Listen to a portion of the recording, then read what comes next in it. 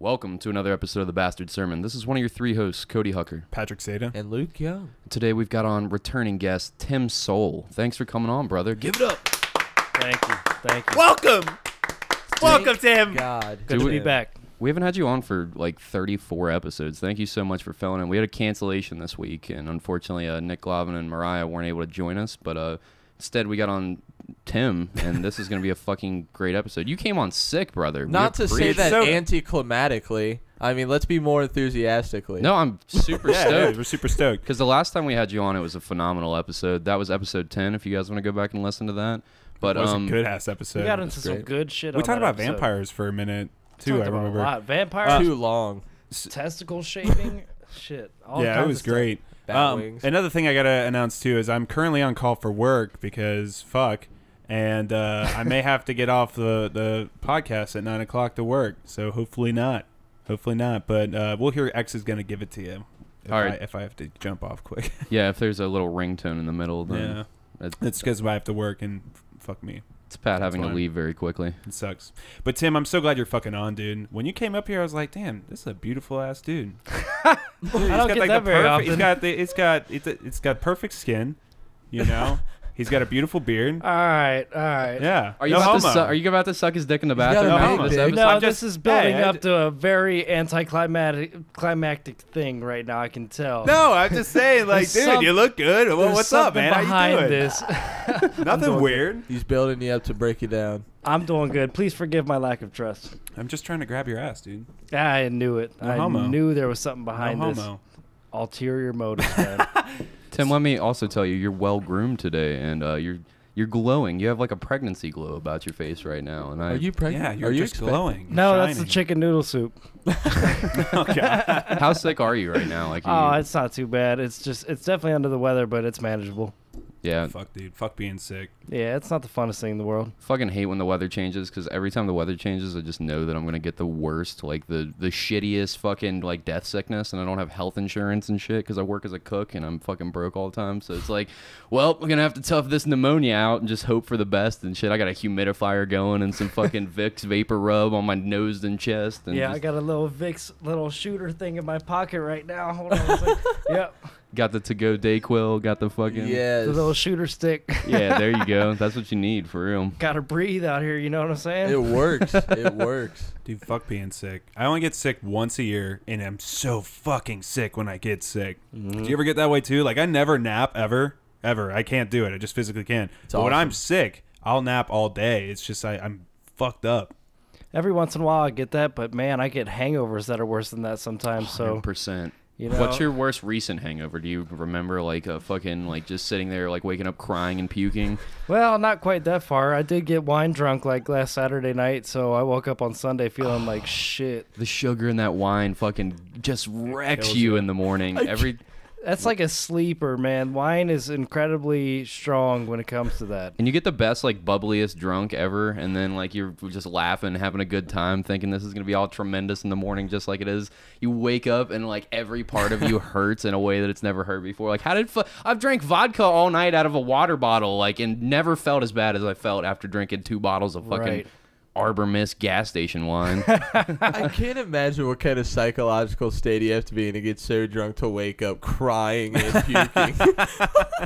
You ever wake up after realizing that you pissed in your friend's sink on Thanksgiving? Well, that's the type of... Hold up, bud. If that was this past Thanksgiving, do tell. That was not this past Thanksgiving. We'll drop the deets either way. It wasn't Thanksgiving, but it was... I definitely got so sounds drunk. like you're a liar. I definitely got so drunk that I pissed in my friend's sink during the holidays. I like blacked out, and I guess I woke up in the middle of a blackout and Like just with all their started- dishes still in there? And dishes shit? in there and everything, just unzipped and just dick out. Throw Just them started all away. just power washing food off the dishes. I getting think that's called a Moroccan Sunrise. I've never heard what? I could be wrong. So I could be wrong. our friend Pat, obviously not this Pat, like saw me doing it. He's like, Cody, what are you doing? I don't remember any of this. Cody, what the fuck are you doing? And I was like, huh? And I turn around, full dick in my hand, still pissing, like about to piss on him. He's doing fucking Matrix moves to dodge my piss and shit. And it was like he had to like mop it up and clean all the dishes that night. I felt really bad in the morning. So like when you cry in the morning, it's not always just the hangover. It's also the immense shame. regret that I feel. The shame and the horribleness from what I did the night before. Did you remember doing it, or did you wake up and someone had Not to at tell all. you? I woke up like a little kid Like you're wakes getting a up cup and out of shit. the sink and I you're did about to fill it up? the long stretch, like it's a good day, and then everybody's looking. Like I look around, everybody's just heated, just like can't wait for me to leave, and I'm like, so what happened last night? They're like, you don't fucking remember pissing in our sink, and I was like, what? And then yeah, so. Well, see, now that you explain it, you cried after you woke up. When I had imagined it, you were waking up and you were already tears flowing, like in What's some going sort of on? lost psychological unconscious state, just in constant dread, weeping. I used to get those hangovers when I was like 15, drinking at my uncle's house and shit. Like we'd buy like bottles of Jim Beam, and everybody had something to prove because we're all kids. So no chasers all night, or you're a pussy. And then fucking trying not to throw up the worst tasting bourbon that's ever been made ever, in my opinion. I fucking hate Jim Beam. And like wake up in the morning with like my ribs hurting. Like I had broken ribs before, and it felt like that in the morning. Like my heart's beating out of my chest. Like my eyes hurt for some reason. Like fucking, we got nose sweats going on. Drink Why water, do we do this? please. Yeah, fuck. Please drink I do now. I'm a water. professional alcoholic now, Luke. But when I was a kid, it was all rookie moves left and right. Just, Oh, dude, we had whatever was available to us. Exactly. Which at my point was wild turkey and peach Jesus, schnapps. fuck. oh, that 101 will get you. What's the fucking craziest shit that you did as a kid? Like just getting hammered drunk on wild turkey and peach schnapps. Well, I mean, we all got fucking drunk, but the crazy shit that happened wasn't from me. It was from other people. I can tell you that one night we had these girls over and they were drinking with us, whatever. And they went from like super ecstatic and happy to like a roller coaster ride of emotions, just crying and yelling, and just we didn't know what the fuck to do because we were like in junior high or something. I Middle think. school. So we left. We walked all the way up to White Oak Fuck Middle you, chicks, School. I'm out. We had to help them walk up there. We don't even know why we walked there. We're just, we got to get out of the house. We don't know what's going on. So we walked them all the way up there just for her one friend to like go grab her mom's van and like take her home or something like that. I don't know. It was just like the craziest thing I've ever seen. She went from being super happy and ecstatic one minute to just fucking roller coaster ride down the next. It was insane. And she drug all the other girls that you were with into the pit of depression with her? Oh, dude, we were all like, what the fuck is going on right now? Like, everybody was astounded. I've never seen anything like it. It's just like, hey, what's up, guys? What's going on? And that's why you shouldn't drink alcohol in middle school. You should drink alcohol ever, technically, but fuck it. Yeah, I mean, I'm not going to stop drinking alcohol just because you're not supposed to. Yeah. I tried drinking, like, yesterday while I was sick. I'm like, I'll be good. Nope. Nope. You tried getting sounds drunk awful. while you were sick? Yeah, fuck this shit. What's that fucking drink that you can get? It's like tea and honey and fucking Fireball whiskey or something. It's supposed to clear out your sinuses. Ooh, fuck that. All's that- Right now, wild turkey sounds great because that shit will clear you right up. It will. It'll open up everything. But get too drunk on it and you wake up in the morning all fucking dehydrated when you need water the most and shit. Just body aching. Fucking redhead redemption. That's Luke's new name. I'm so bored That's with the that. name of my biopic. Speaking of Red Dead, though, I'm so bored with that game. I'm about to sell it to somebody at work for like $40. That's a shame. I this can't man- stop fucking thinking This about man's it. bored of it because he's fucking busy playing Spyro and he thinks it's a trash game because of that. That's not why, but That's I did. exactly you did why. say that. That is You 110% absolutely said that. why. No, I said that I'm having much more fun playing Spyro, and I feel like the crazy living, breathing world that Red Dead created should have sucked me into it more than a fucking kids game from my past, like that's 20 years old and shit with just now HD graphics. Like the layouts are all early PS1 games, and I'm having so much more fun every time I turn on my PlayStation to play that. Like, what am I gonna do in Red Dead? Fucking clean my gun 6 times after I shoot 2 bullets out of it before it fucking the revolver part falls out of the revolver, and like I gotta it doesn't go. work like gotta go that. I was take about to say, like, I haven't cleaned my guns once and they haven't broken. Yeah, but they don't they jam and fucking They work don't shittily? jam, but yeah, it brings down the damage. Yeah, well, I don't want to fucking God, maintain Cody, weapons. do you even know what this game is? Have you even played it? Have you Yeah. really sat down and played it? Like 20%. I gave him Spider-Man, which was easily one of the best 20% fucking of it. games of the year. I don't know if you played it or not, Tim, but it was fucking incredible. He couldn't even sit down to try it out. It's a 20-hour game. I don't have time for video games. He's playing Spyro.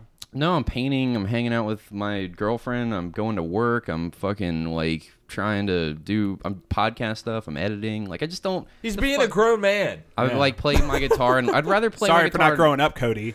I'd rather play my guitar and learn a new song or make a new painting or like edit a podcast or do a Photoshop for the podcast than sit down and waste time playing a game. But Spyro is the only exception that I've found since God of War, and that was what, like a year ago and shit when God of War came out. No, that was definitely this year. Like what, the beginning of this year? I would say like Yeah, because it was 6 months contender ago. for Game of the Year. Yeah. And it lost. That to game was Fortnite. awesome though. Did you play it? I did not. The only real awards are coming on December 6th. The only real awards that matter. And I fucking doubt Fortnite will get it over. Did Fortnite really win that fucking award? It won one Of course of it the did. awards. It's a huge game. But it People came out. love It wasn't that it like game. a game of the year, and it came out in 2017 or some shit. What people need to remember is that game was free. The game is free. Yeah, that is a good point. That It's game just, is I think it free. sucks. That game Yeah, fucking that game sucks. Is trash. Sorry for all our listeners that play. That game is fucking I am not garbage. Sorry. I want you to know I fucking hate you. You and I hate motherfuckers your play whole PUBG all community. night long, though. I do No, love don't. PUBG. I love PUBG. I fucking hate PUBG too. It's all PUBG's the shit. It's all the same community. It's very much the same concept. Yeah, I've it only is. played each game probably once, but it's definitely like the same concept in Any relative battle terms. royale would be like that. And Yeah. battle royale, for those who don't know, it's like, let's say 100 people get on a map and they have to do process of elimination, last man winning and it's last man standing. ruining the modern game. And if I'm going to It's do crazy. that, I'd rather go back to Gears of War. yep. I wonder if Gears of War Dude, would have to be good. Are you starting Gears of playing War anything right 2.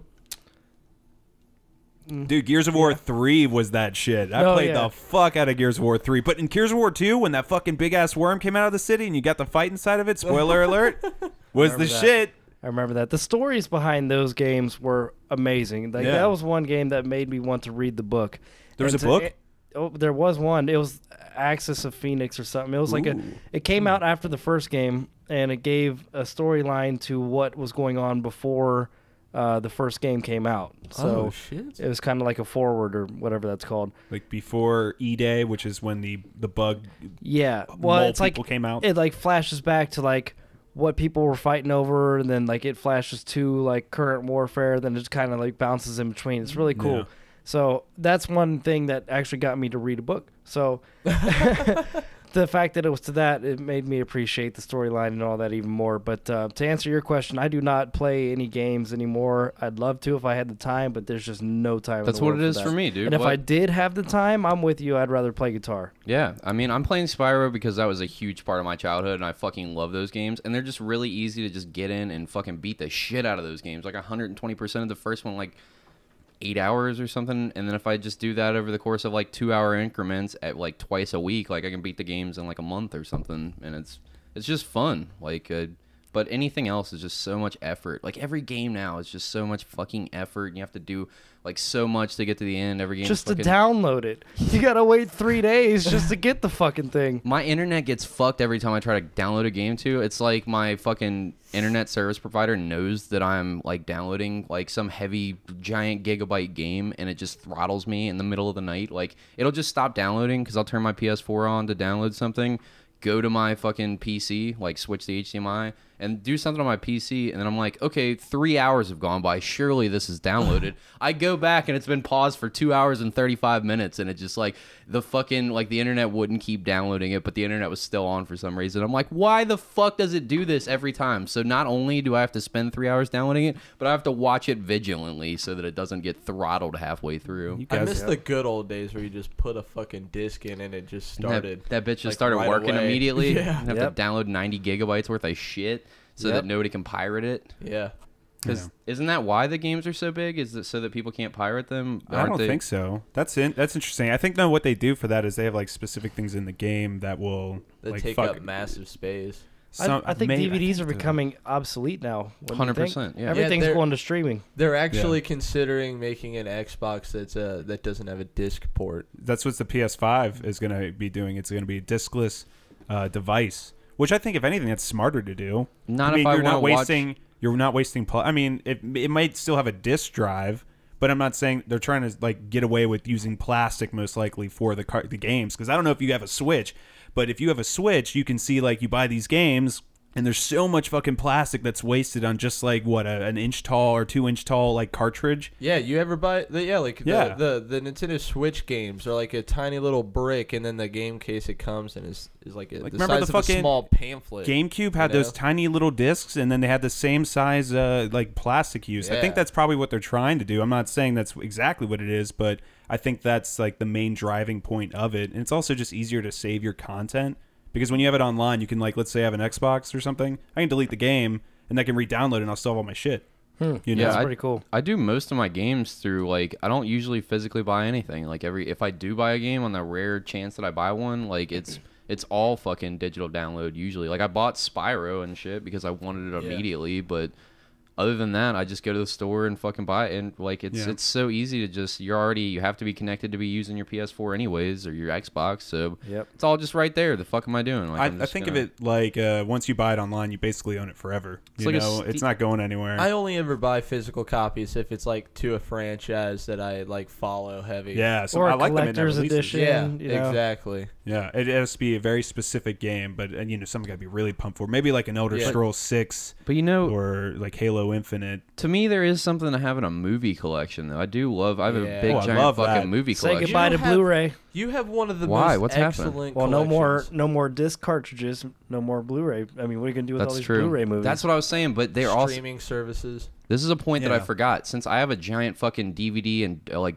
not as many Blu-rays because I've been collecting since I was a kid and shit. I have a huge fucking collection. It's awesome. I'm jealous of it. Thank you. I've got it all organized by directors and genres and shit like that or whatever. But I feel like they're also doing it not just like, I would like to think that it's a save plastic sort of thing. I would love to think that they're doing that. I don't think that's what it is. I think they want to sell you a disc drive later on. They're like, oh, everything's discless, but we've heard so many complaints. It's like what they did to you with your fucking iPhone, where they're just like, pulling an Apple on you. I was gonna say that. They're not really looking to, they're just looking for a new like scheme to make some money eventually or something. Like, I don't know, maybe it is the evolution. Who knows? Who knows, to be honest, exactly what that is. It could be a multiple of different reasons.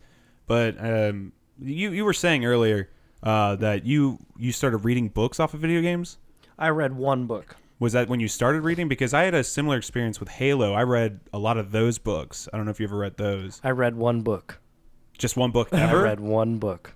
Ever? It sounds like that book was dog shit because you were like never reading another fucking Halo book. Chucked it behind him. That's the only book you've ever read? No. I mean, I've read books before, and I couldn't tell you what they were. Nothing. It's been so long. I would sound so illiterate saying that. But that was one thing that inspired me to want to read something further. I read shit all the time now, obviously, but it's nothing like, I don't get into novels or anything like that.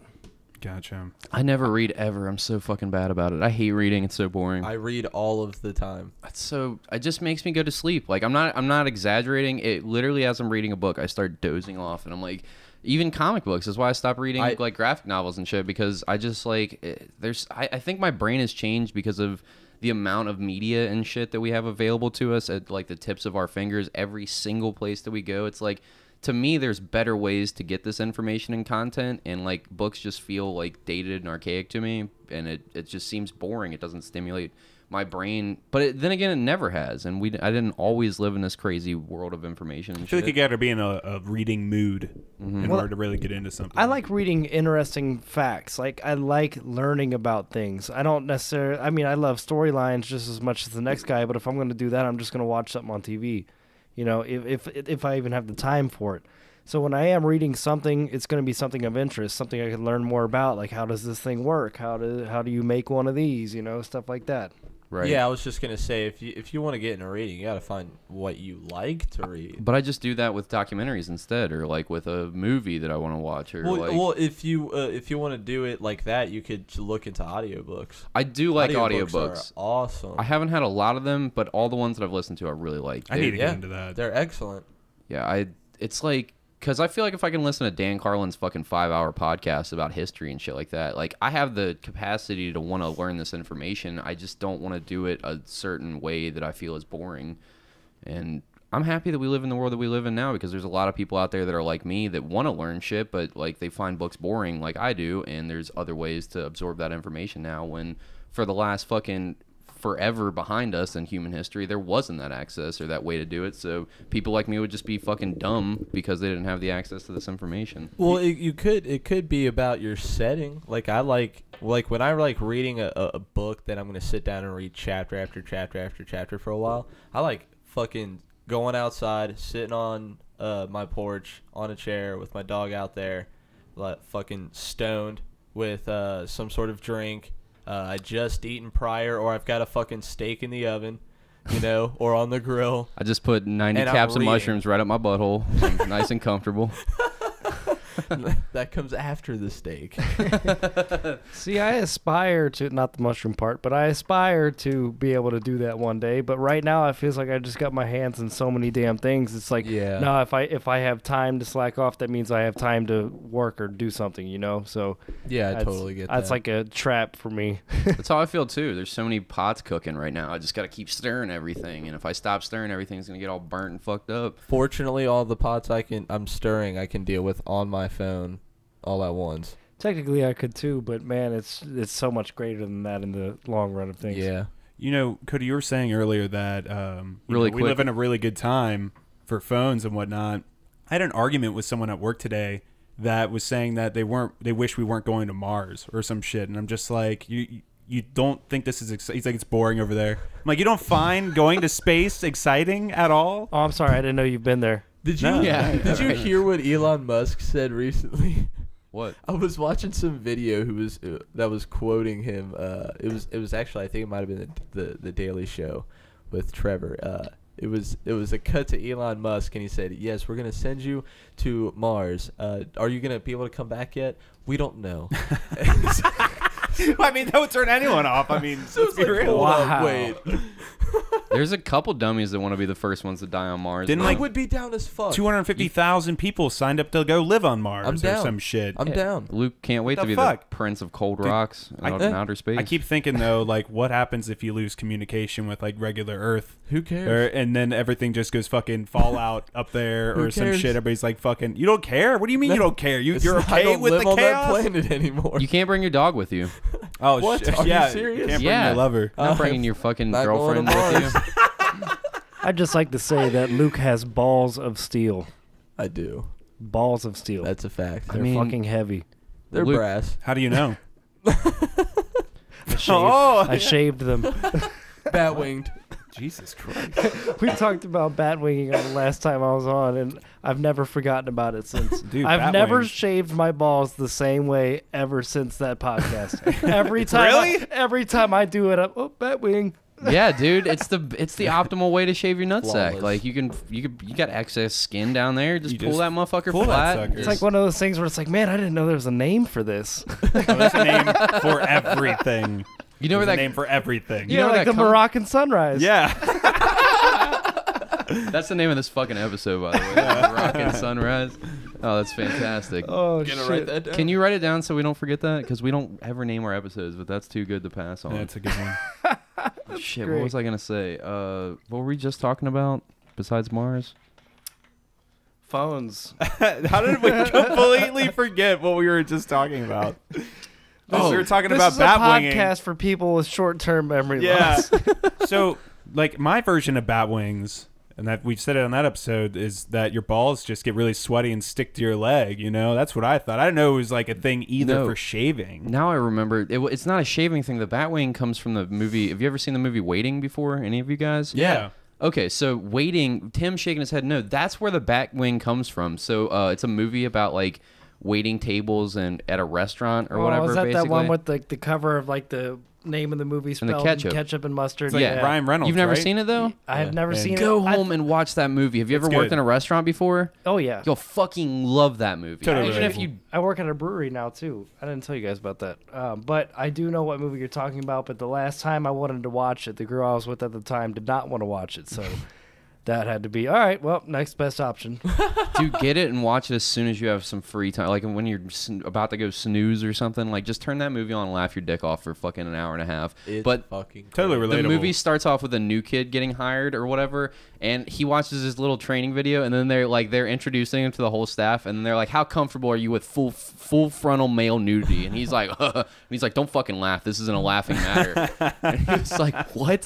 He was like, "There's a game, a point system based game where you have to show your nuts to somebody," and he was like, "You don't just pull your nuts out and show it to him. Like that's fucking gay. No, you got to trick them into seeing your nuts." And he was like, "There's many different ways. It's very important after you show your balls to him, you got to kick them in the ass." And he was like, "Now you can't just kick them as many times as you want." He was like, "There's a different points-based system." He was like, "The first thing that you could do is called the brain." And he takes he's got a raw piece of chicken and he holds it together and he like grabs it and he's like, "You take your nuts and you make it like a brain with all the little veins and the little wrinkles in there and shit." He was like, "For that you get one kick." And then he was like, "The next one I'm going to teach you is called the bat wing." And then he grabs another piece of chicken and he was like, "That's where you take your nuts and you make it smooth like paper." And he takes the skin of the chicken and flattens it out. And I was like, this is going to be the greatest fucking movie ever. And the last one's like the goat where you tuck your fucking dick and balls between your behind legs, and yeah. like wait for them to fucking walk into the walk-in freezer or something. Dude, But my yeah. friends hit me with the goat so much when we were younger.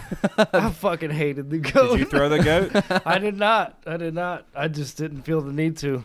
I was more of a brain guy. More of a brain. Let's be honest here. So Pat, wait, you're saying when your nuts get stuck to your legs though and you go to spread them out, you can feel your legs doing It's like they're clinging onto your legs, like they're hanging like a bat hanging from like a cave, or like that whatever. sticky gelatin hand that you buy out of the Yeah. 50-cent machines That's that you the- slap to the wall. That is probably the perfect way of describing what that feels like. Is what bat wings are to and me. you peel it off and there's all that hair and dust from the wall, but And it's it the same way never with your sticks leg. the same again. It never sticks the same It's a again different after stick. that. My every nuts time. stick pretty. It's almost like they get more gluey over the years. More Like, I don't- gluey. What the More fuck glue. does that mean? I You think need it, to wash your nuts, my friend. wash my That's nuts- cheese buildup. wash I my nuts Dude, almost every other glue? day. Almost every other day. Jesus. I mean, I'm not always home. What do you guys want from me? I can't just be scrubbing nuts all day, Tim. I got other stuff to do. Like you said, if I got nut scrubbing time, I could be doing other things with my life that are actually productive. All right, I'll give you Like, that Look, one. Scrubbing he doesn't play your video nuts? games. He doesn't read, and he doesn't scrub his nuts. I'll give you that one. He doesn't got time for that. He takes nuclear shits. He sleeps in garbage. I don't sleep in garbage, Luke. Hold on a minute. I sleep in a very comfortable, bigger than twin size bed. I don't know what size that is. The only thing left behind is his movie collection of any noteworthiness. Yeah, if I ever spontaneously combust, like it definitely started with my asshole first, and then like the rest of it. There Like, would that's probably where be the like fire started. head and shoes left over when I'm done with it. A trail of DVDs and shit. Like, is that Best. Martin Scorsese's Mean Streets over there next to that pile of ashes and shoes? I think this is Slayer. evidence. Oh, is that 22 Jump Street? Was that one good? Did I I anybody never thought it was saw good. that. I thought it was all right. I thought it was, I not like- good. I thought it was all right. I thought it was I kind of love that first one. I But saw the first one. The first one was great. shit was fucking hilarious, and then Johnny Depp shows up at the end and shit. Spoiler alert: you only had like 8 years to see it. Dude, there's this movie that's out right now that you guys need to go see, and it's very underrated, unfortunately. But it got like what 81 or 90% on Rotten Tomatoes, but it was like no one knows what it is. It's called Overlord. Have I told you guys about it? Is that the one where it's like the people are like turned into zombies or something like that? And Yeah, it's like Wolfenstein. Yeah, it's like Wolfenstein. It looks sick. Yeah, I saw that. It looks like a B movie with It's like fucking awesome. current day fucking like special effects and shit. It's Yeah. so Sick. like the back cover of what it's called, of what it is like basically it's a World War II squadron before D-Day, and I'm not going to spoil anything for you because it's already in the trailers and shit which you guys have seen. It's like Wolfenstein. Yeah, I It's like remember- Wolfenstein. They get to the radio tower, and it's above a Nazi mad scientist laboratory where they're building Frankenstein Nazi soldiers, and it's fucking metal as shit. It's awesome. It looks Go see that badass. shit. Is it more of a horror or more of an action flick? It's an action horror film. I could dig it. I don't It's like awesome. straight up horror because I just like I hate when like the characters are powerless and it's There's just never jump a scare. plot. There's never a good plot. And it always ends in sadness and like everybody loses and a ghost wins and there's a big jump scare at the end. I'm like, that's not a movie. You guys have done this thousands of times. That's Give a me thriller. I Yeah. kind of think like horror movies though have some of the best sci-fi in them. Is that weird to say? Like I think they have sometimes better sci-fi than most sci-fi movies. They have some crazy shit, like monsters and shit. I Yeah. consider that more of a sci-fi. Unbiased opinion, Avatar wasn't a horror movie, and that had like some crazy sci-fi CGI shit going on. Some of the best of all time, I think. I'm very picky with my horror films. I am super picky. Can you say horror again?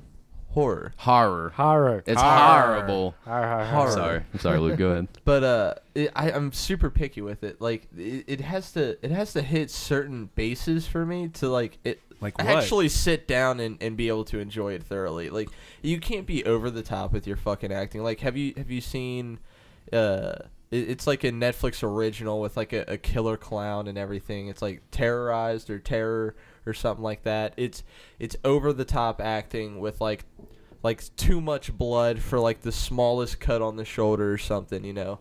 Like I can't dig with that. Like any sort of vibe that's supposed to be based off of realism, like I can dig with that, but it all depends on actors, how they play it, you know, the premise. I don't know. So you're saying if it's like something like ridiculous horror, it's like if it's it just too freaks like you out the fucking like out the box, like I'm just wow. Speaking like, of, I can't fucking sit down. That and reminds watch me this. of Like, Drive this is too Thru. ludicrous. You guys What's ever- Drive Thru? You never seen Drive Thru? I know what it is, but I have not seen it. Oh my god, it's like a horror film that was supposed to be a horror film, but it ended up being hilarious. Like, Tell me more. I mean, it's just like a killer clown, who the clown is a representative of a hamburger chain, and the clown comes to life. Like the clown was. Wait, it's about Krusty the fucking clown, but the horror movie. No, Fucking not Ronald Krusty. McDonald? It's kind of like a Ronald spiff McDonald? on Ronald McDonald in a way, but he's way fatter, way a more murderer. clowny. Yeah, and he's a total murderer. And like every murder scene is absolutely hilarious. Like I laughed my ass off watching this I'd movie. like to see a clip from this. Do you know, speaking of like another clown movie that freaked me out, even though it wasn't supposed to be a freaky movie, I think it was called Killer Clowns from Outer Space. I've heard of that, yeah. But it was these fucked up little clowns, and the way they killed people is they would capture them, turn them to cotton candy, and eat them. And I was like, that's kind of fucked up in a disturbing kind of way. Yes, Luke? You guys want to know a perfect terrible horror film to talk about? That's Yes. it. Well, that's the opening scene, but that is the clown right Let's there. do this space fun. Let's do this real quick and then Let's go check next. this out. From the director of Fuck out of here. Oh my YouTube. god, they're making a Forrest Gump sequel. Did I fucking tell you about that Is shit? that what this is? No, but it's not going to come out anytime soon. But I just read it in the news the other day, and I was like, what? Well, it was a book series originally. It was a book, and then after the movie's success, the author wrote a second one, Which was- and it got totally off the Well, fucking he wall. did it because he like, hated the goes to movie. space with a monkey and Well, stuff. hold on. Is Carrie Fisher right now gonna play Jenny? Yes. What? Because she's Carrie Fisher dead play and Jenny's Jenny? dead. Wow, dude. I think it's called Gump and Co. The I joke think that's was- what it's going to be called. But I know. I think that what the author bad. did for that, he saw the movie and hated the way it was portrayed. So he wrote a book so bad that it could not be made into a sequel, so they couldn't milk any more money out of it. That's what he did. And that's what they're using to make the sequel? No, I don't know what it is. I have no idea. It's been in the works since 2010, apparently. Why And, are they redoing that fucking... I don't They're- know. Anyways, Killer Clowns. Oh, so this movie's rated PG. Shut the fuck up. No, it's not. I What? did not realize Huh, that. is he pissing on the clown face? Yes, he is. What PG film is? PG guys. Oh, this is an older one. So this is back in the days when, like... Because wasn't Jaws rated PG? When you could get Well, away. it came with out in more 2010. There was no PG-13 rating is what I was going to say. In 2010? Oh, it came out in 2010? There's definitely a fucking PG-13. Having fun, kids? Hey, fat ass, where's our food? You probably ate it. And Carrie, too. You'll get your food as soon as your mama takes my dick out of her mouth, bitch. What? Wow. This is PG. This is not PG. There's no fucking way. It's PG, he said. All right, so this clown comes out of the ball pit behind them while they're talking Someone shit. say pork? Oh my god! He killed the fuck out of him. So fake. And it just got heavy metal playing. Don't hurt me, man. Hurt ya? This is like every Juggler's wet dream movie. I won't hurt ya. I'm just gonna bang. This is every juggler's like daydream when they're fucking thinking about getting revenge on their bullies that made fun of them for their face paint. This is some of the worst cuts that I've ever seen. Like the fucking, like the way that he cut away to his face real fast and it comes back and he hasn't moved at all and shit like that. See what I mean? Like, it's terrible, but it's hilarious. Jesus Christ. One film perfect for the season that's coming, Christmas, that we need to talk about and watch clips for is Silent Night, Deadly Night, Garbage Day. That's what you need to look up on YouTube. What? This film is about, well, there's a sequel to it too. It's about a boy and his brother who are riding with their parents on the road during the holidays, and they come across the Santa Claus on the side of the road, and they pull over to help him. Turns out that Santa Claus is a psychopath, and he takes out an axe and he murders both of them. The boy runs away, leaving the baby brother in the car. The baby brother comes back into play in the sequel, but it fucks with them psychologically, and he grows up working at a toy shop, and on Christmas Eve, he witnesses two coworkers fucking, and then he takes an axe to him, and that's when the fucking murder nights unfold. I've heard all about this movie now that we have like pictures pulled up. He's got some famous lines, especially in this first powerful scene. Which one should I pull up? That Luke? one right there. Garbage Day right there. Top one? Okay. Like the best one-liners before murders. He's taking out trash cans. Garbage day! Huh? No! Garbage Day. Dude, he's got the craziest look in his eye. He has it the whole film. Isn't that dude a famous actor from like good movies? I've seen this dude all over like fucking Watch Mojo and shit. I feel like I've seen that dude before somewhere. All right. So there's just like all kinds of fucking shitty quotes from that. All kinds of Garbage Day. shitty quotes, shitty fucking murder clips, dude. That guy in that scene was from the sequel, obviously. Have you ever like sat on YouTube, just really, really bored one day and just looked up what are the worst movie deaths out there? Have you ever watched those? Yes. Those are fucking hilarious. Some are bad. Some are like really bad. Really It's bad. like when they grab their chest and squeeze, and that's when like the red shit comes out. It's like, come on, man. At least put it under your shirt. What do you think the most graphic, like the shit that makes you cringe, like you know it's fake, but like in a movie, like you watch it and you can't help but be like, Jesus fucking Christ, that's uncomfortable. Well, I've never seen Human Centipede, so I don't know. What? Well, those are great. I've seen the first and second, and I'm trying to see the third. And I'm trying to get my asshole sewn to my dog, but I don't know how it's gonna go down. Damn, come on, leave the dog out of it, man. Oh Fuck. my god. Well, Dude, he it's loves the it. third one's supposed to be in a prison though, with Don't like tell me these are good movies. 100 people. They're not. Well, no, they're They're They're not. shock films. They so are they're absolute- meant to shock you. I'm shocked without even watching it. I know the concept of it. What made me want to watch it was Daniel Tosh's extended explanation and like his what he thought of it, his opinion on the film after watching it. It was like 16 minutes long. It was a super cut. But after I had seen that, I knew I had to watch the film. Then they put it on Netflix, and this was like years and years. Can't believe they and put that years shit ago. on Netflix. Yeah, and I right now watched thinking at it sad. like, wow. Netflix damn. used to Yeah. be Raw back in the day. Damn, yeah, it really didn't give a fuck when it came with the licenses. I found that movie Rampage on Netflix way Rampage back in is the day. Yeah. amazing. That was a great movie. And every time I try to look it up, you can't find the Rampage that I'm thinking about. You find like this shitty movie that came out like 2 years ago You or wanna something. know Well, there was why? like three Because of them. it's like it's about like actual fucking like Because it's an excellent plan to shut down a town. I don't know wow, about psycho. that. Luke was like, "Yeah, I've done the If you math." thought about So Okay, many so this is times. about basically a mass shooting. This rampage. It's about this guy who's pissed off. I forgot why he's pissed off. I'm sure it was something really great or something. But he goes around and he just like fucking shoots out his whole town. He like blows up the police station and shit, and then he just shoots everyone that's his down. First strike, yeah, he goes for the police. This is a first. genius idea He to takes Luke. them all down. Well, I mean, like strategically, if you're looking at it from a strategist point of view, it was brilliant how he went about it.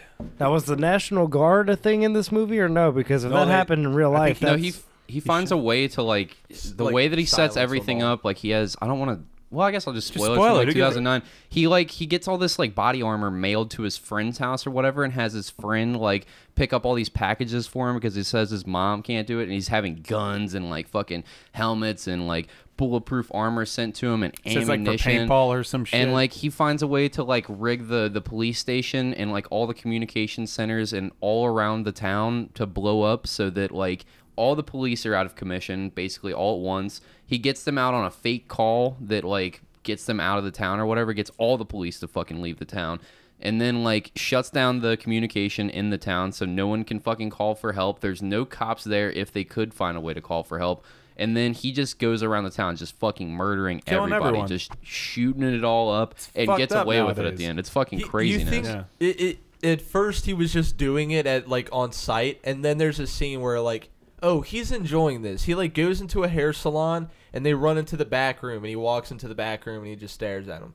And then he fucking leaves. And then he fucking comes And they're all right like, back. they're like, oh, fuck that guy, he's such an asshole. And he comes right back in and he's like, oh yeah, forgot. Just Yeah. takes them all out. And they're like, no! Even though it's a fucked up movie, it is really good. I thought it was a really fun movie, but the other ones are horrible. There's I like never two other watched ones, and they're horrible, dude. Don't watch them. I never bothered because the first one was like, they did everything that they could possibly do with that idea that's like make it watchable. He, the like- only thing that sucks about the movie is the way that he fucking films it. Like, it was super low budget, and they were doing this on purpose, I feel like, as like some cinematic like choice to not use what do they call the things that steady cameras? So that, I think it's called It's a all steady cam. handheld. Glide cam? It's all handheld. Yeah, glide cam. So they, instead of using that so that you get nice smooth shots and shit like that and fixed camera angles, the dude's holding the camera and you can Gorilla. tell, and it's all fucking, every shot's shaky as fuck. And I'm just like, I feel like they're trying to go with like a more raw, like Saving Private Ryan thing. Because I feel like it was at the tail. Well, at least for that Rampage, it was at the tail end of those war movies like that. Nowadays, it's about very cinematography is like really prominent now, where it's all about still frames and shit like that. You don't see shaky found cams. footage type of deals. Yeah, it's a lot. It's kind of like found footage, just as if it's just being filmed right behind him. There's just a guy walking behind him, and you just feel every camera bump as the footsteps. Yeah. I want to shift the conversation really quickly, if you guys don't mind, Let's to do something that one of our listeners posted. Frequent guest and poster Anthony Tank Mansfield. We have a podcast group for everybody listening right now that doesn't know about it. Join the Bastard Sermon podcast group. Our community posts fucked up content constantly, and like it's not just podcast related. It's like crazy memes. There's fucked up videos. There's like there's all kinds of fucking Or get on hilarious there shit. and tell us we're terrible. But one of the things that Mansfield had actually posted was the Bastard Sermon drinking game, and I want to lay down the rules for the Bastard Sermon drinking game. Hilarious. He put up a post in this group that said the next time you're trying to get hammered alone, try the following. The Bastard Sermon drinking game. Do a shot every time any of the following happens during an episode. And this made me realize how much we fucking talk about all this shit. Definitely called us out. And I was like, fuck, we do talk about this I shit try a to lot. curb the conversation other ways now because I'm just like, oh, fuck, this is every single episode. So number 1, he's got 10 here. 1, Cody talks in horrific detail about shitting, which, I mean... Well, everyone's got to hear that. Would it be a podcast if I didn't talk about my poops? You did that before the podcast. That's very true. Did I? Was Yeah, it? that was no joke. That was always I've the known thing you for Notorious. too long, man. You are the shit master. notorious. Shit sergeant. Yeah, it's half my life is taking poops. Like, I feel like I'm in the bathroom. A third of my life is spent on the toilet. I wasted so much of my time on the toilet. I wish You I better wish I could not go back fucking and not die do that. on it. The statistic that everybody fucking uses for like how often you spend a third of your life sleeping in your bed, so you might as well get a good mattress. I'm like, I spend at least a sixth of my life on a toilet, so I gotta get a good toilet seat. We need to get a fucking toilet seat sponsor. If there's any toilet seat sponsors out there, we'd love to take you. Eco Flush. Eco Flush. We just want to send a plug out real quick. I love your Bidet. radio voice. All right, number 2. Someone makes fun of Luke's mustache. It's so easy to make fun of Luke's mustache. It happens all the can't help time. It happens all the time. Dude, I can't help it. You see But the thing is that it looks good. No, You know, it doesn't. I mean, that's just me. I have permission to shave it in December. From who? Dude, From my ex WWE superstar boss, You have an ex-WWE superstar Yeah, boss? Can you say his name? Rory. He was part of the Highlander twins. Yeah, I'm his underling. You said at work. WWE superstar. I thought you were going to be like, Triple H works at fucking the airport with me and shit. No. I'm surprised. Pretty much anybody would know him, actually. Okay, so Your mustache looks like Garfield's ass. If I pucker my lips, his asshole. Oh, God. it is kind of, it's just so gross, Can you Luke, put a to see sensor it. over that? Can you put like one of them black bars over that? It would just look like a Hitler mustache and everybody would be mad at us. God damn it. That would be a good thing. So, I don't know, man. It's so easy to make fun of that mustache. The Bastard Sermon is not an anti-Semitic podcast. No shit. We don't even have to say that. But only jokes here, kids. Only fucking jokes. But Tim belly laughed so hard when I said that it meant that he had been thinking about clowning you the entire time. Whole time. He laughed in a way where it was like, I've been waiting to talk shit about this mustache. I just didn't know if it was podcast acceptable to shit on Luke's mustache. It absolutely I is. mean, Just get it all out. Do you have what all can you say right now? I'd probably burn the house down if I said it all. But no, I love Luke, man. If he wants to try to grow that thing out, more power to him, man. You're sitting over here. I'm tired of it, actually. You've got a beard that looks like Santa Claus in his mid-20s and shit. Yeah. It's so full and thick and Oh my black God. and dark, and it's like It's he's so got the real. beard that I dream about, and I wake up disappointed with my patchy, shitty fur that I grow on my face. And Luke's over here with the same fur on his face, but just like concentrates it to the fucking stash area. Luke, you want to know the secret? Every day you wake up, the secret is margarine. Margarine. Just wake up with a stick of butter, run that shit through there, man. I mean, it's like fuck coconut oil, man. Stick of butter, just There's And then always shove it up your ass. yeah. Why, if you want to get, it might be a little hairy, but the next one, number 3. Patrick brings up that he was in Allies Aside or mentions the scene. God, after he said that, I was like, "Fuck, do I talk about it that much?" Like, Yes. like I never. Oh, I was like, what's oh, Allies man. Aside? That was a band I was in. Oh, fucking dig Oh, into it's it, not. bud. It's nothing. It's nothing, dude. It's nothing. Do you want to tell us about the cockroach house again, Pat? Was It's it punk nothing, rock? Dude. No, dude, it was just rock and roll. It was Screamo, dog. I used to. Fuck. Drink up, guys. Pat was in a. I was in a heavy metal band and I did vocals for like 7-8 years. He was a real big deal in the scene back in the day. Kind of a big news, dude. I mean, You're Pat- just now hearing about this? Pat doesn't yeah, want to brag or anything, but he was kind of a big deal in this area at one point. I mean, hey, it's not. I think it's cool. He's I not think it's great. bragging. I'm not bragging, He dude. keeps adding at one point on purpose. you piece of shit. I love you, Pat. We all have stuff in here. We all have I don't stuff care. in here, It's so funny. we can't. Look, if it makes you feel any better, I used to rap for a punk rock group called Lights Down Low. I know or them. no, Yeah, I used to play with them all Yeah. the time. Back in- Let's get back into We it. did like a Lil Wayne, Nicki Minaj cover, and I used to be the one to sing Lil Wayne. I look back on that every day like, what the fuck was I doing? Is Is there a this video? recorded somewhere that we can see? There's got to be a video. That means They fuck have a yeah, ton it of is. videos. Let's I, do some Where internet was it? I actually research. have no Was idea. it Mad Hatter? No, I did not perform there. You can find Lights Down Low Mad Hatter shows, though, on YouTube. There- Yeah, like you the can. shittiest flip phone quality in Well, the no, world. they got a music video. They have a music video Three of one of of the or well, 3 of them at Mad Hatter. 3 of them. Yeah. I'm I know pretty of sure one. it was the same show they had Close to Home playing. Yeah, I remember that. Yeah, I know for a fact that they do have one for sure. But yeah, if they got 3, they got a lot. They got a lot there, dude. I know they have a bunch of live footage too. They were around forever. They Too were long.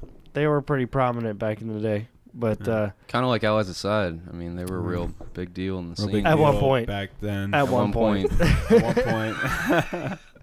I mean, Pat doesn't want to brag, but he's got music videos on the yeah, internet. dude.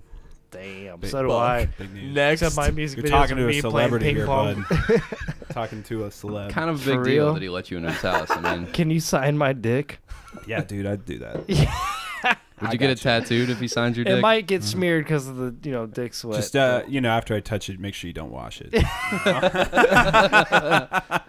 Get the fingerprints tatted, actually.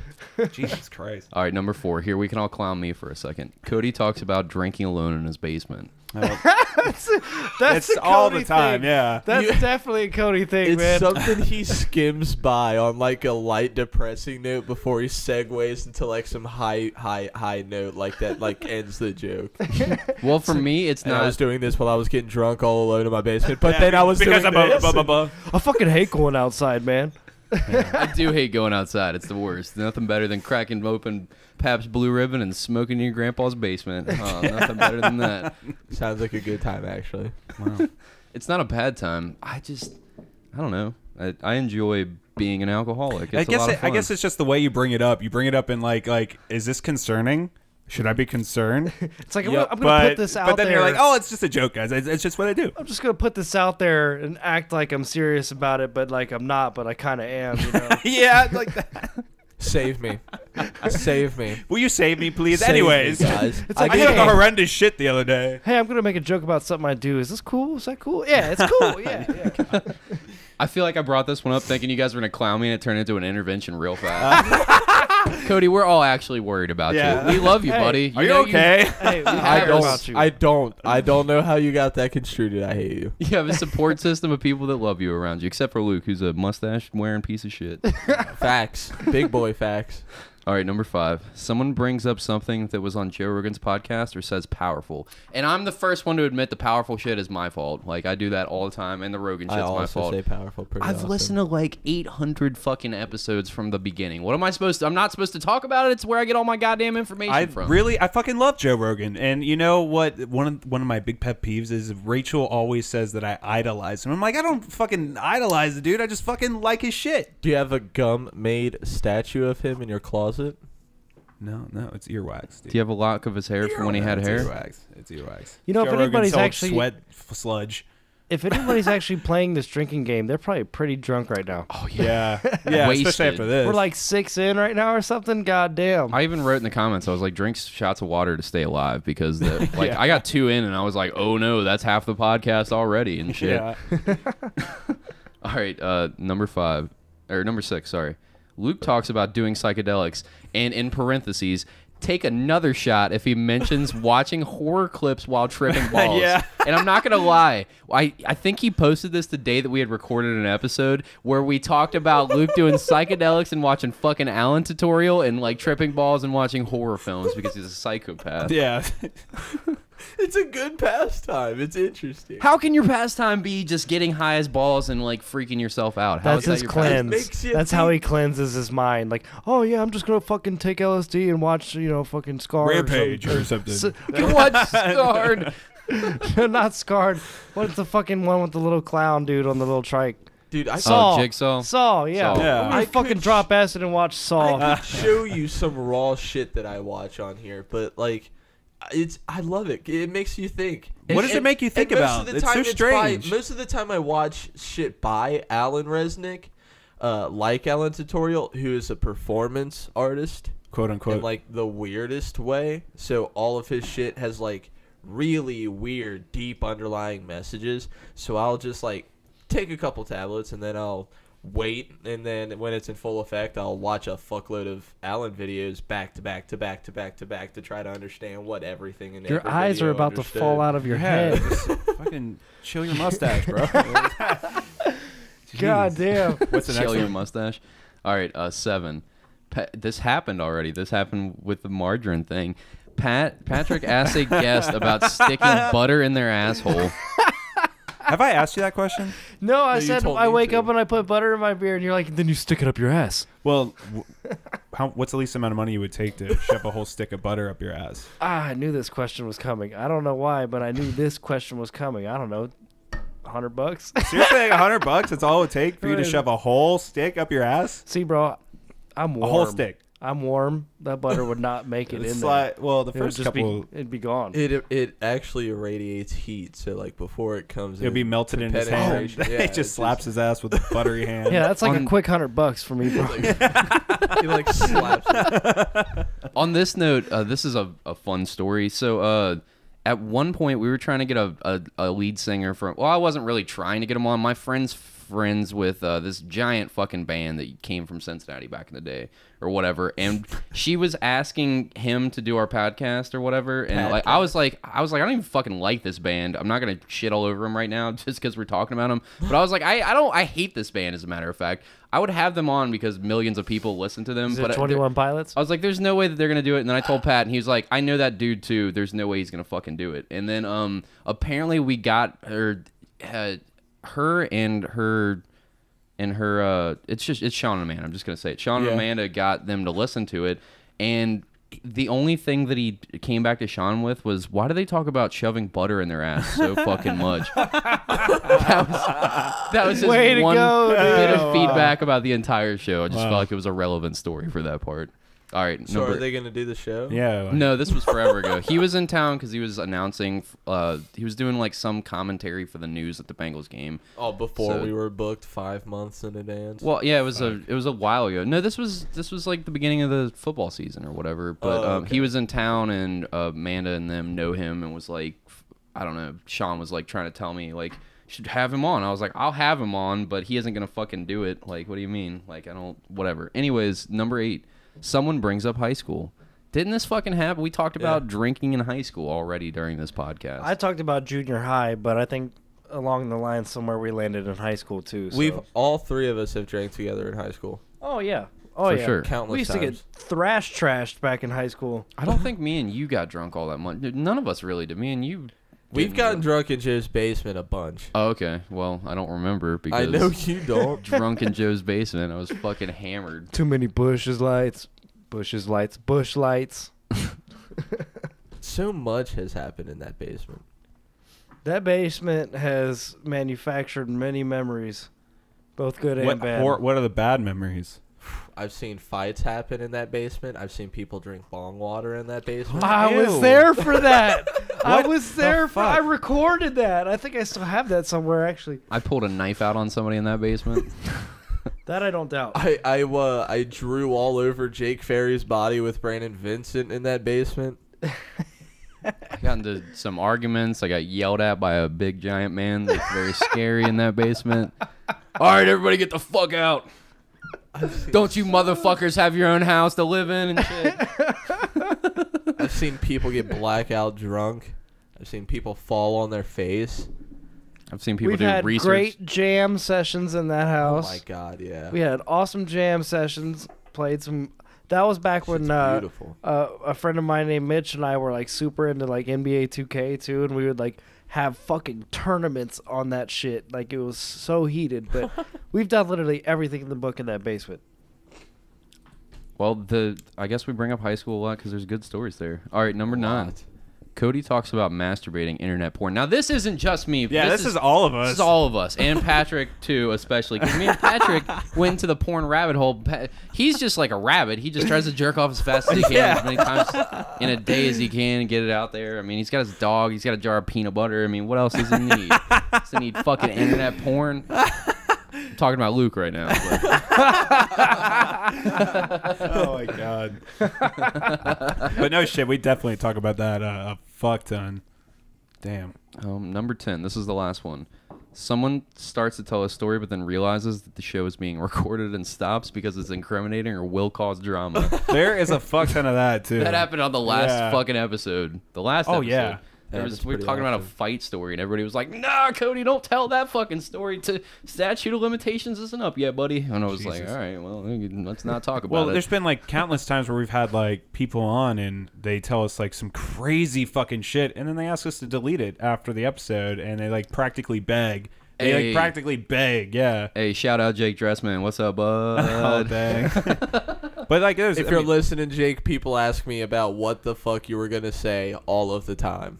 yeah. All of the time. It was a good episode. I had to cut a fuckload out, and then I like did a compilation of him like being worried mid podcast that the podcast is gonna be. Yeah, I Dude, I for real have people coming up like, hey, what was that story about those 3 chicks that he was gonna say? Like all the time. Like I'm like, I don't fucking know, guys. I forget shit as soon as I leave here. Like I don't remember half the conversations for real. Like they just like we do so many of them, and I hang out with so many people. The fuck am I gonna do? I'm gonna remember every fucking thing I have to cut out of a podcast. No, definitely not. One interesting side note about this is that Anthony Tank Mansfield has done some of the artwork around the bar of the brewery that I work at. So all of his artwork is up around the bar, and he did the artwork for one of our beers as well, which is totally cool. Like you guys should totally come Was check it it the out. Spire one that he did back in the day? It's like a bunch of different people, like figures, characters. They're kind of cartoonish, kind of comic-y, comical, whatever you want to call it. But it's really cool, and I think it's interesting that he's associated with you guys too, because I've seen him up and around the brewery before. He is actually our newest sponsor and shit. We don't have the merch yet, so it's hard for us to really talk about it, but he's become the first sponsor of the podcast. Clint Young also gave us $30 to pay for our Lipson subscription. Shout out to that dude and anybody else that contributes in any way or just listens. We appreciate the people listening at all, but Mansfield is actually, or Tank or whatever you call him, is actually about to sponsor us and give us T-shirts to talk about and glassware. He's got a phenomenal glassware company. If you guys want to check it out, go to Neil to No One on Instagram. That's KNEELTONOONE. And then just DM him there. He can get some good-ass art. The holiday seasons are coming up. He's got an excellent holiday deal going right now. He's a great artist. His art is super cool. I mean, some of the stuff he's got up around the brewery is sweet. I really think it's cool. And he's a fucking solid dude. He's a good podcast guest. He's funny. He's got fucking great stories. He's just all around a good dude. And he was my teacher back in high school and shit. Like, it was fucking crazy. Like, he's just a solid all around, like, I don't know. He was multi. Love you, Mansfield. Thanks for supporting. Love you, buddy. No. What is it? He was a teacher at Coleraine? No, he was a teacher at Options back in the day. Oh, yeah, the art. Yeah. Yeah. Okay, that makes more sense. Yes, sir. That's cool. Did Small Pat have to fucking leave world. for his IT technical shit? I'm not sure. His phone's right there, so I can only imagine not. He's probably pooping. Oh, it's nuclear poops. Okay, well, if his phone starts going off DMX and shit, we should pick it up and answer it and be like, "Hello, this is Sanjay. This Indian call center it up real quick. I work in IT." Hello, you have reached Pakistan. How can I help? You won many dollars. I will send the FedEx man to your house. Yeah, all I need is credit card number. Speaking of scams, for old listeners, we've had our Illuminati guest member hit us back up in our Instagram DMs. What's his name again? David Kuda? Yeah, that is actually it. And we had some other lady that Pat's like fucking with about like what is it? No, not He anymore. stopped because it got very real. Tell that story real quick. So there was some girl on Instagram who thought that our podcast social page was an actual page for someone that she went to school with, and she had started messaging us, and Patrick was replying. And it went on about how he used to have different colored hair when they went to school together. And he played her for a couple of days, but then she gets very real about how someone in her family has cancer. No. That's not how it went. Hold on. I'd really very much like to talk about it for a second because it's not that bad. I'm not calling her name out or anything. So some woman that I never like fucking talked to ever. I didn't follow her on anything, and she messaged me and she's like, "Do I know you?" And I said, "Yes," because I'm going to be like, "I'm going to fuck with you." She said, "How?" And I said, "From college. Don't you remember?" Just whatever generic thing I can think of. And she said, hold on. Just ran upstairs. I'm out of fucking Pat breath. scrambled to get to his phone. He was like, "Hold on, don't tell I gotta tell the story. I gotta tell it." Booked it over to the thing. So she's like, "Possibly, but what's your real name? I only talked to one guy in college, and you don't strike me as him." I'm like, "It's no shit. We don't. We look young as fuck, lady. You look like you're 50." One guy. And I was like, "You don't remember finals? That blows my mind." So she didn't answer for a day, and so I wrote her and I said, "I thought we were friends." I was like, "I'm not done with this conversation." And she said, "Only if your name is Dan and we were in chemistry together." And I said, "I'm Dan. Don't you remember now?" And she said, "Yes, LOL." And she's like, "I don't recognize you in any of these photos, but I'll check again." And she's like, "You have to be the redhead." And I said, "Yes, I am." Oh, God. And so this is why he probably doesn't want me to tell it. Yeah, I'm the one with the scrub brush above my mouth. Yeah, I made it a big point for the mustache. So she's like, "So whatever happened to you?" Is like, "Oh, God, life has its ups and downs. Found Jesus. I have 7 kids now. Started growing a mustache. Look older. Haven't looked back. Do you like the mustache?" And she's like, "I do." And she's like, 7 kids. Wow. And I said, "Do you really like the mustache? It's a big deal to me." And she's like, "I'll look again to be sure." And she's like, "I do like it, but a goatee would look better." And why do I remember your hair being blonde? Because this isn't the same fucking person, lady. I said, "It's always been red. Didn't you remember people calling me soulless?" And she's like, "No, not really. I remember you were my lab partner and you asked me on a date. And well, that ended up in a one-night stand. How do you remember it?" And she said, "Oh, by the way," might have been me, actually. She's like, "By the way, the red hair is why you have 7 kids. Some women have a real thing for redheads." And I said, "Oh, I remember like it was yesterday. The ladies love the mustache."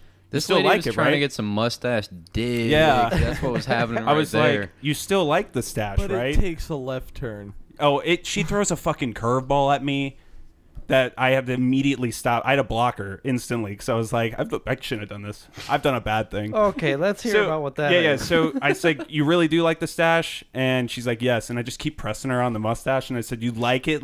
And she sent a heart. And I said, I was like, I got to say something else. I said, I didn't mention, but I have an 8th kid on the way. And she's like, wow, ... Congrats. And I said, what should I name him? I was thinking about calling him Piccolo. Then she fucking throws this fucking curveball at me, and I had to stop right away. She's like, I know you can't tell on here, but if you were my Facebook friend, you would know that I have kidney cancer as of 2 weeks ago, and I have to get my whole right kidney removed ASAP. Had to go on medical leave and work 2 days ago because I'm always tired and can't work any more than 2 hours. I was like, okay, well, done. Whoa. I'm done. The chick went Not doing way this off, anymore. Way off in a left What was her field. motive in saying that? I don't know. I could have gone deeper, but she threw that at me because she wanted to keep talking because she replied after that. She wanted that fucking donor kidney. Dude.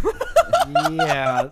She wants some of that stash action, She was bro. trying maybe- to kill you. She was trying to kill you. She was like, remember that one night stand? Yeah, I remember that? need a kidney. Remember Dan? You didn't call me back, Dan? Yeah, Dan, what the fuck? She's like, that redhead looks juicy.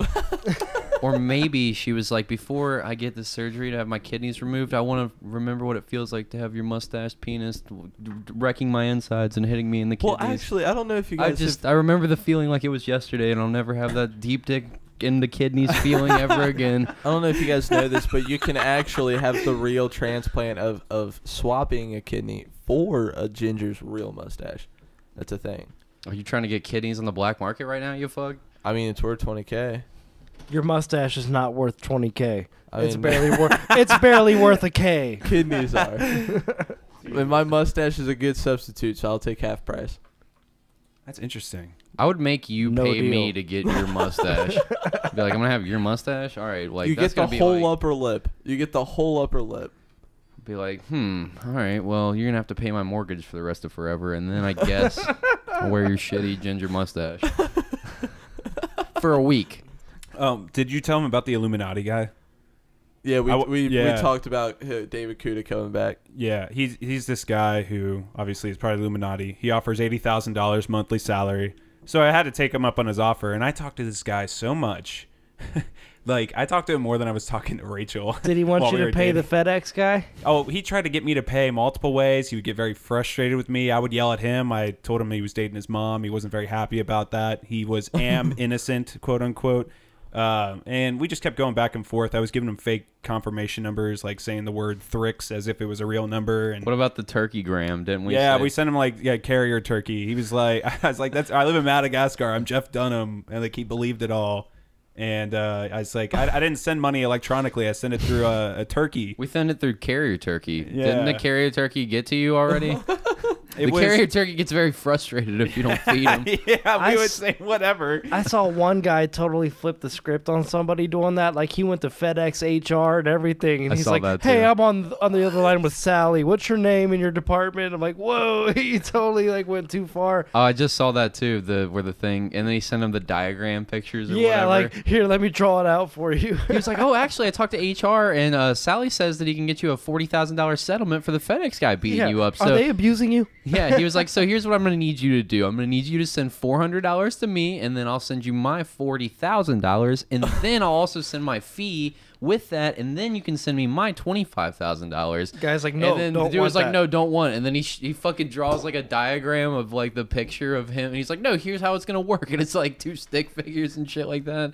It's so ridiculous. It ends with him drawing the FedEx guy beating him up. He was like, "This is bullshit. We can't do this." He was like, "Here's what's gonna happen." And it's a stick figure drawing of the FedEx guy with a bat whooping his ass. What the fuck? That was great. That was But, pretty good.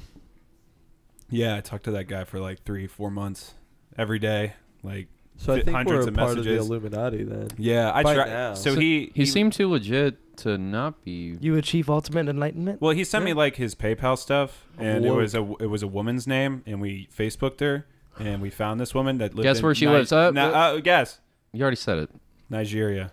I was going to say Pakistan.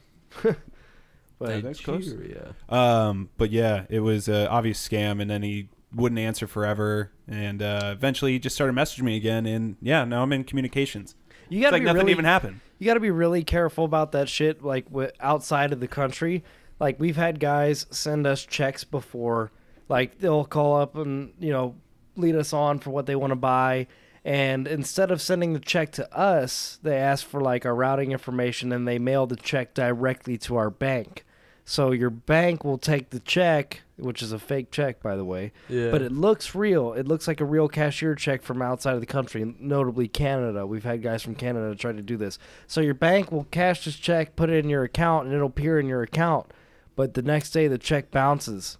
So it's I like... used to work at a bank. This shit would happen all the time. We both did. Then all of a sudden, it's like, oh, shit, you send them whatever it is that they quote-unquote bought, and the check bounces the next day, and it's like, oh, it's gone.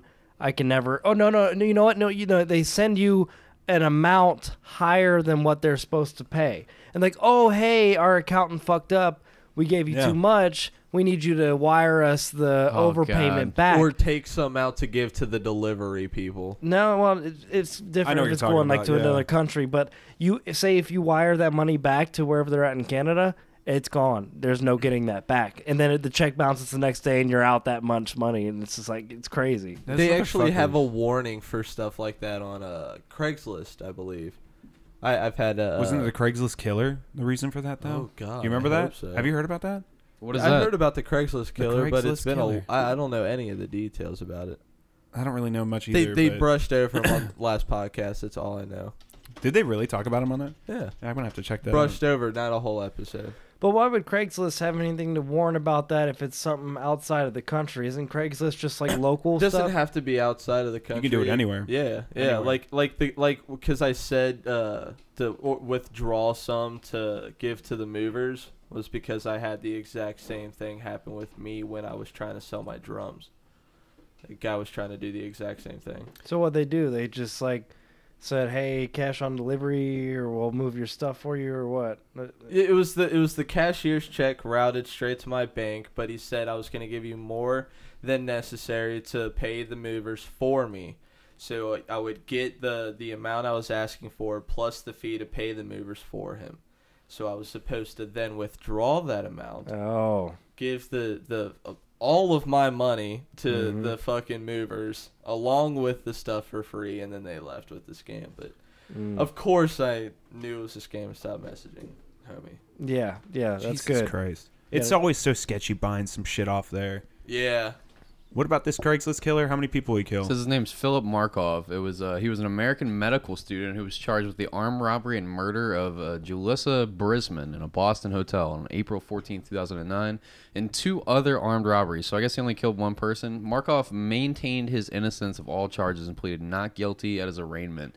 A grand jury indicted Markov for first-degree murder, armed robbery, and other charges, and then he committed suicide in jail. Good piece of shit. Know what the background on how this worked through Craigslist exactly is. Why are they calling the Craigslist Well, I think killer? it was because he would lure them through like the casual encounters, or is that it? Casual relation. They have like a hookup, a casual hookup section on. I don't know if I Not said anymore. it right. They got rid of it. They got rid of it. Mm-hmm. Was it casual encounters? Is that what it was called? No, it was like men seeking men, men seeking women, women seeking men. Okay. They had like separate links for like everything. Speaking of fuck, It probably could have been him going to go pick up whatever fucking like item he was gonna buy from them. Like, oh, is it cool if I come to you? And like, yeah, okay. Yeah, something like that. And so they know like they're going to be home with whoever. Yeah, I don't know. It's not pulling up. I feel like that's what happened. That's what I remember them saying. But speaking of fucking murders, did you hear about that piece of shit that he killed his wife and 2 kids and like buried them in like the backyard of his work in a shallow grave, or put the kids in oil shit or whatever? Yep. And he recently, like, he was saying that they ran off, and then like basically lied and said that he killed her because she killed the kids or something. And so he tried to like get away with it all, and now he's going to jail for the rest of his life. Yep, he's fucked. Good. So there's a Netflix original series called Haunted, and in episode 2, these 2 girls talk about their father, about how he would bring home strays, and then he'd party with them, and then he'd kill them, and the next day he'd take them out into the woods and bury them. And I think I had heard that they're being investigated by the family. The family is being investigated by the police again to see if they can't help find any more locations to these bodies so they can identify missing people. Like, the whole episode was fucking fascinating. This dad was a complete psychopath.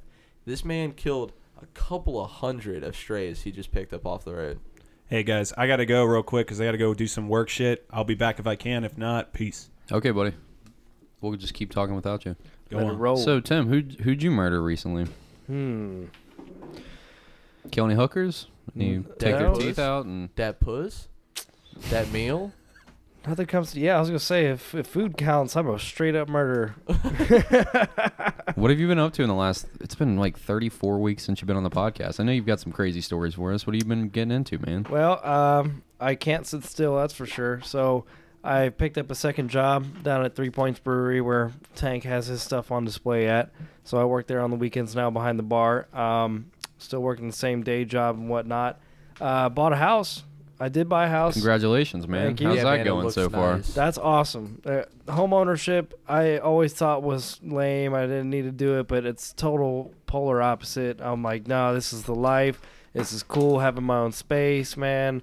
I get to drink, ride Harleys, and hang out at my house. So How big's your shit, man? What kind of house you got going? You got a big ass backyard and stuff for some barbecues and I've whatnot? seen your backyard from Snapchat. It's nice. Thank you. I like the lights.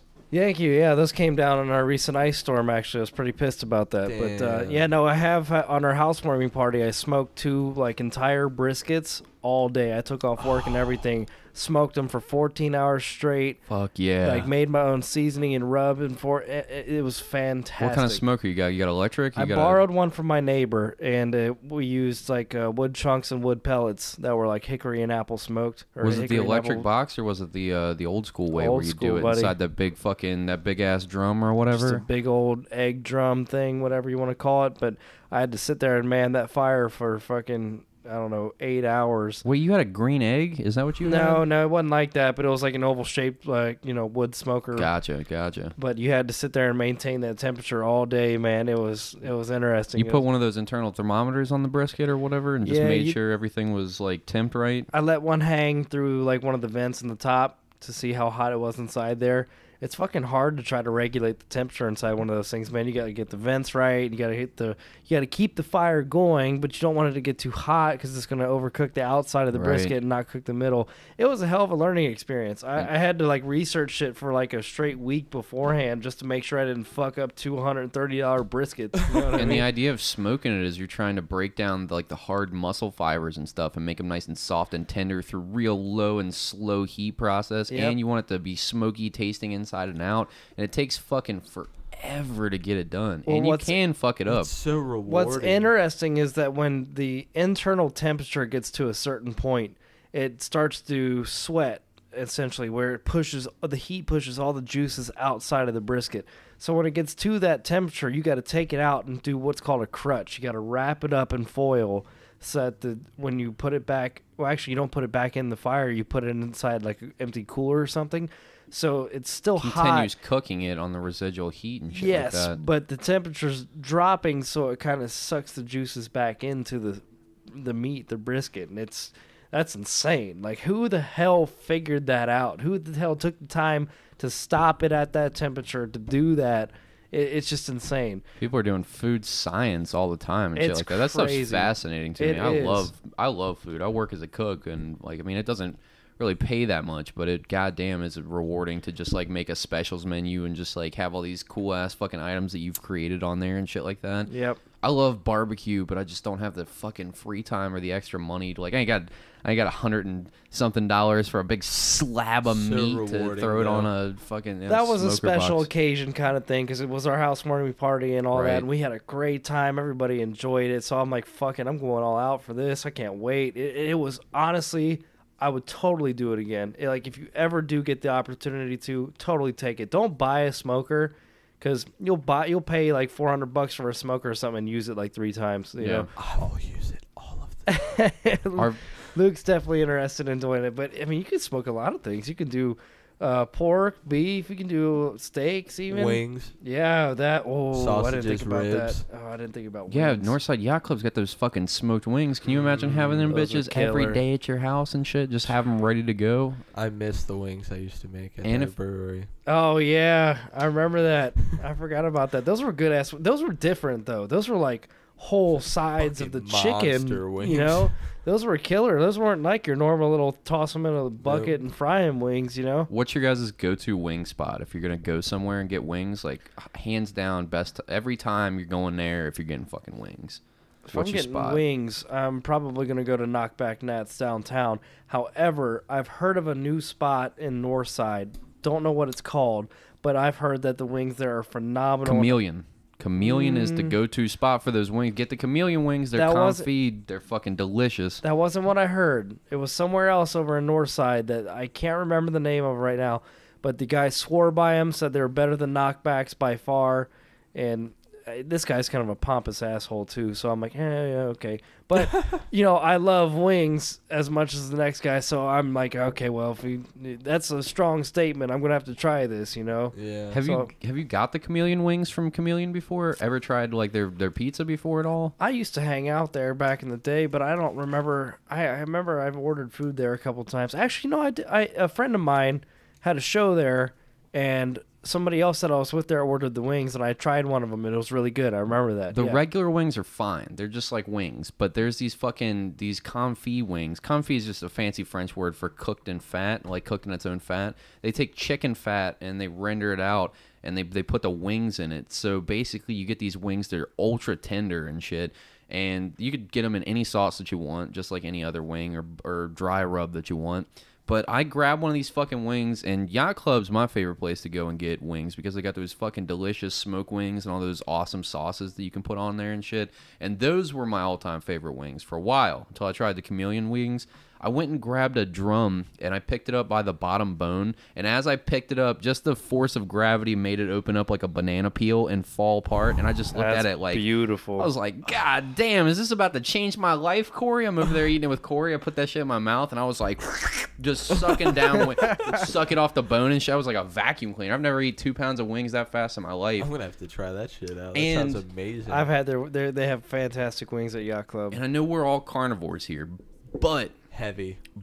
they have a veggie pizza that I fucking swear by. It's so good, my dude. They change this shit up every time, and it's better than their pepperoni. It's better than their sausage.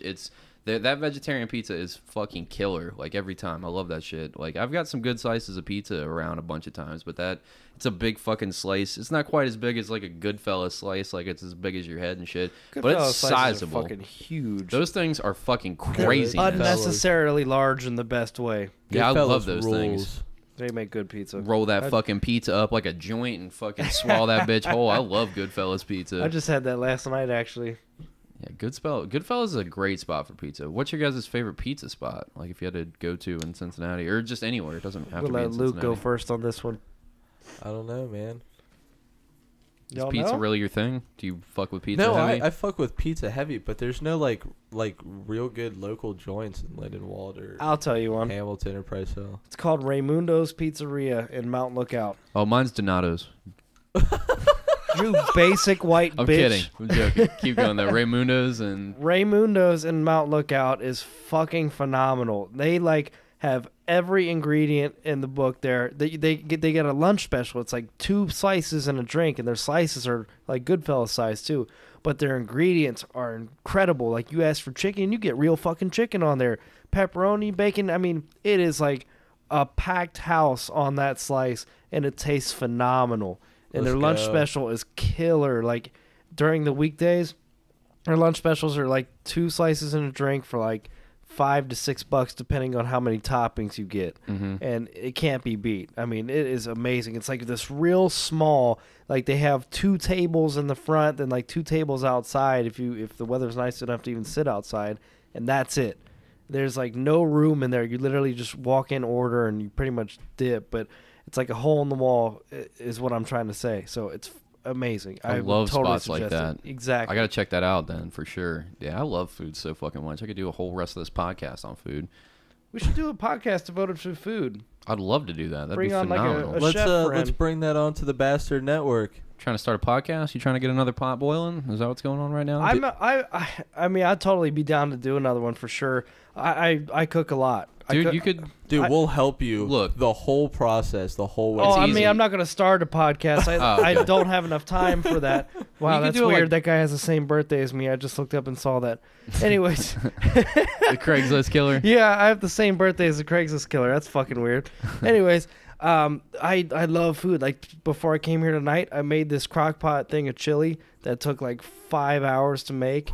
Fuck yeah, dude. What'd you do? Tell me the whole breakdown. I could do food for the rest of this fucking podcast. I don't care. This is my grandpa's recipe, man, and it is just absolutely killer. I mean, it's Cincinnati chili done right all the way, but I take it to the next level because I love spicy shit. Yeah. So I go to Findlay Market and I get like this guy, he grows his own peppers. And he makes his own sauces, his own rubs, everything from spicy to smoky. And I use that shit all the time. I love it. I swear by it. What's his name? Shout him out. Baby Red Pepper Company. Baby Red Pepper Company. I think that's right. I think he sets up every Sunday at Findlay Market in a tent outside. I don't know if he does it in winter or not, especially if he's got to harvest the peppers and whatnot. But it's phenomenal. The stuff he makes, it's just so... He's got a huge variety of it, too, and it's incredible. So I try to mix that stuff into whatever it is that I'm making. But my grandpa's chili is killer. You know, it takes an entire onion, 2 pounds of ground beef, like all kinds of different spices and mixes, and it's awesome. It's crock pot cooked for hours, and it's great. It's like you can just stash a bunch of it in your fridge for whenever you want it again. So stuff like that. I really enjoy doing stuff like that, and I love cooking. So there's actually a show on Netflix called Ugly Delicious. It's great. It's phenomenal. Have you seen it? So, yeah, it's so good. So the barbecue episode of that is what inspired me to do the briskets. Oh, really? When they're all doing the barbecue competition outside and shit? Yes. That show's fucking great. What's his name? David Chang? Is that his name? Yep. I love the episode. It made me so fucking hungry for shellfish, but they've got this Crawdad episode where they go down to, isn't it like Austin, Texas or something? And there's this weird, like, there's like a whole fucking Vietnamese community that you would never expect out there. And they make this, like, this delicious crawfish, but it's like, it's very traditional, like Southwestern, like American traditional food. And David Chang's just there like, why the fuck haven't you guys tried to combine like the Vietnamese flavors with like this crawfish? And they're like, oh no, it's traditional. And they're like, you're immigrants. What do you fucking mean traditional? Like, fucking do your immigrant shit, make food delicious. That's where we get good food from, is all this, like, that's why we have so much delicious food. It's all the immigration that comes over I here. love how he takes it like beyond the food, and he looks at the cultural aspect of things too. That's what really kind of tied the knot for me on that show. And it's amazing how often they go to Texas too. Like, Texas is just a bounty of amazing different kinds of food. 100%. I want to go down there and just fucking eat for days. Yep. I think Austin, Texas is one of my go-to spots that I would like to go to that I haven't been to yet. I hear Austin's awesome, like, for everything. Like, there's a cool fucking music scene out there. There's cool fucking, like... Isn't there like a film thing that happens there all the time, like South by Southwest or whatever the fuck? I might be wrong about that. I know they have South by Southwest down there, and then they have Austin City Limits Music Festival, which is like a week-long affair of amazing bands and lineups. So yeah, Austin is definitely killing it down there for sure. I'd love to go there one day. I just hear good things constantly about that place. I want to check it out. Yeah, I think it'd be totally worth it because, I mean, everything that it sounds like they have to offer is amazing. Have you traveled anywhere recently? Yeah, we just went to Chicago not too long ago, and we're planning our trip to L.A. in June of next year for the Born Free Motorcycle Show. You son of a bitch! You went and saw Gorillaz. Oh yeah, that was our second time seeing Gorillaz. You filth! That was for the Now Now album. That was a great show. That's great a great concert. album. Yeah, it was. I thought it was much better than their prior album. But, I mean, they're the Gorillaz. They're absolutely fantastic, you know, as a band and as artists. But that was a great show. They put on a fantastic show. We were like 15 yards away from the front row, too, and we had a great time. It was a great time. Fuck yeah, any dude. holographic projections? No, nothing like that. They have a killer stage setup, but I'm sure. I like when it's not all about visuals and they put on a hell of a performance with the band. Yeah, same, but I would like to see a hologram in my lifetime in person. The only hologram I would want to see is the one that they did of Tupac. Oh, there's gonna be... That was cool, but I really liked it when they did like like back in the day during like the MTV performances when they were relevant on there, like when Noodle came out on stage and sat on a stool with her acoustic guitar and did Feel Good Inc. Like if I fucking saw that at the show with the band in the background, like that's back when Damon used to hide his face, you know, back when he used to do the wall in front of him. That was when it was like more focused on the music and of the story of the band and all that. So he's kind of shifted now to where he's in front of the audience more and he's engaged, and it's more like just the band jamming together. And that was really, it was cool to watch and cool to listen to because we were grooving the whole time. It was great. Have you seen or heard of what they did with Murdoch?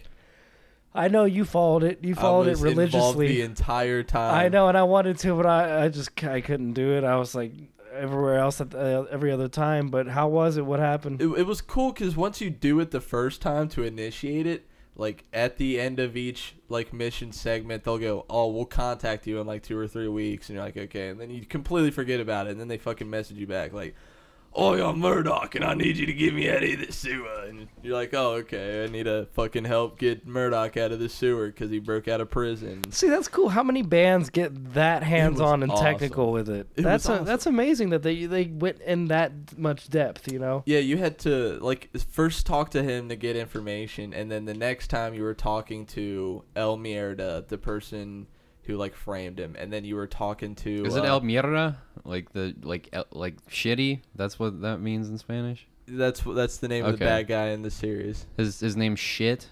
Apparently. Okay, cool. So then you got to talk to his henchman, and you got to find out where his map is, and the map was tattooed on his body somewhere. So you got to ask him to send pictures of his body. You're also posing as this guy's girlfriend. So like it's on his head by the way. You get the map, and then next week or the few weeks later, you got a message Murdoch how to get out. Then he finally gets to the sewer system, and then he's like, "How do I get past this wall?" You get him past the wall, and then he finds another wall, and you can't get him past that, and he fucking drowns in sewage and shit and piss. Yeah, and then like I always wanted to die. Then like 3 not spontaneous combustion. Is that how the Moroccan Sunrise ends? Is that a Moroccan sunset? I'm not telling you how that ends. You're just gonna have to find out. We'll see you later tonight. Okay. Don't go to sleep. Noodle talks to you like the next couple weeks later, and then after that it's over because he finally starts messaging you that he's alive, and then they send you like some fucking code to use for like some sweet deal on merch and everything, but the whole bundle together, even with the discount, is like $105 because it comes with like the album and like 8 shirts and like a fanny pack, a backpack, and that's funny because when we bought the tickets to that show, it came with 2 copies of the CD. They like mailed them to us. I was like, "Oh, that's pretty neat. I don't have a CD player anymore, but this is totally cool." Oh hell yeah! My record player doubles as one, luckily. Nice, that's cool. Yeah, no, Chicago, that was most recent. Then, what'd you do out there? Well, we saw the Gorilla show. Right, and basically walked around, tried a bunch of different restaurants, checked out the city. That was the first time my girl had been there. Shout out Jess Bruce, love you, baby. And she got to see all types of different cool stuff in Chicago. Like we did the Sky Deck, like we saw the Bean, did all the touristy things.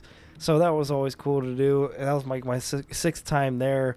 So, you know, after a while, you kind of get a feel for where everything's at, what's cool to do, where to go, where not to go, and all that. Yeah. And then before that, I don't remember where we went before that. I think the last time we went out of town before that, we just went to Columbus a couple times. And what's it called? It's down in Tennessee. Nashville? No, it's a big lake down there. I don't know. I forget. But Lake Hillbilly? Yeah, Cumberland. That's right. Oh, glad that triggered it for you there. That did it. It just like shot it right in my mind. Like, oh yeah. Fuck. No, we stayed down there with a couple of our friends, and that was an awesome time. But yeah, we're planning on a trip to LA next June, I believe, to go to the Born Free motorcycle show out there. Are you riding all the way out there? Fuck no. Okay. I wish I had my bike with me when we go to the show, but no, we're going to fly out there because it's right outside LA, so we'll probably try to do some touristy stuff, but that's going to be an expensive trip. So to get out there would be like a week-long fucking trip to ride your bike out there and shit. I think it's 21 to 24 hours driving. So, and how much can you really do on a motorcycle? Like, I mean, 7? Me, I don't know. I could go for a while, but it's her that would have to take a break every once in a while. Not that that's a bad thing or anything, but when you're just sitting here on this fucking recliner on 2 wheels riding for forever, it gets uncomfortable after a while. So, What kind of bike do you got? I got a Harley Davidson. I got an '08 Electra Glide. It's a bagger. It's a big boy. I'm looking to buy another bike here soon, like just to totally build myself. I was gonna say, do you mod the shit out or anything like that? My first 2 bikes were all custom, like all bobbed out hardtails, like all crazy colors and like just crazy setups and everything. And I never had a second seat, so she could never ride. So I sold my last one. I'm like, all right, next bike I get is gonna be one that you can ride on. So I ended up talking to a Cincinnati fireman who's a buddy of mine, and he was selling his bike to get some funds to redo part of this big building he owns down in OTR so he can rent it out.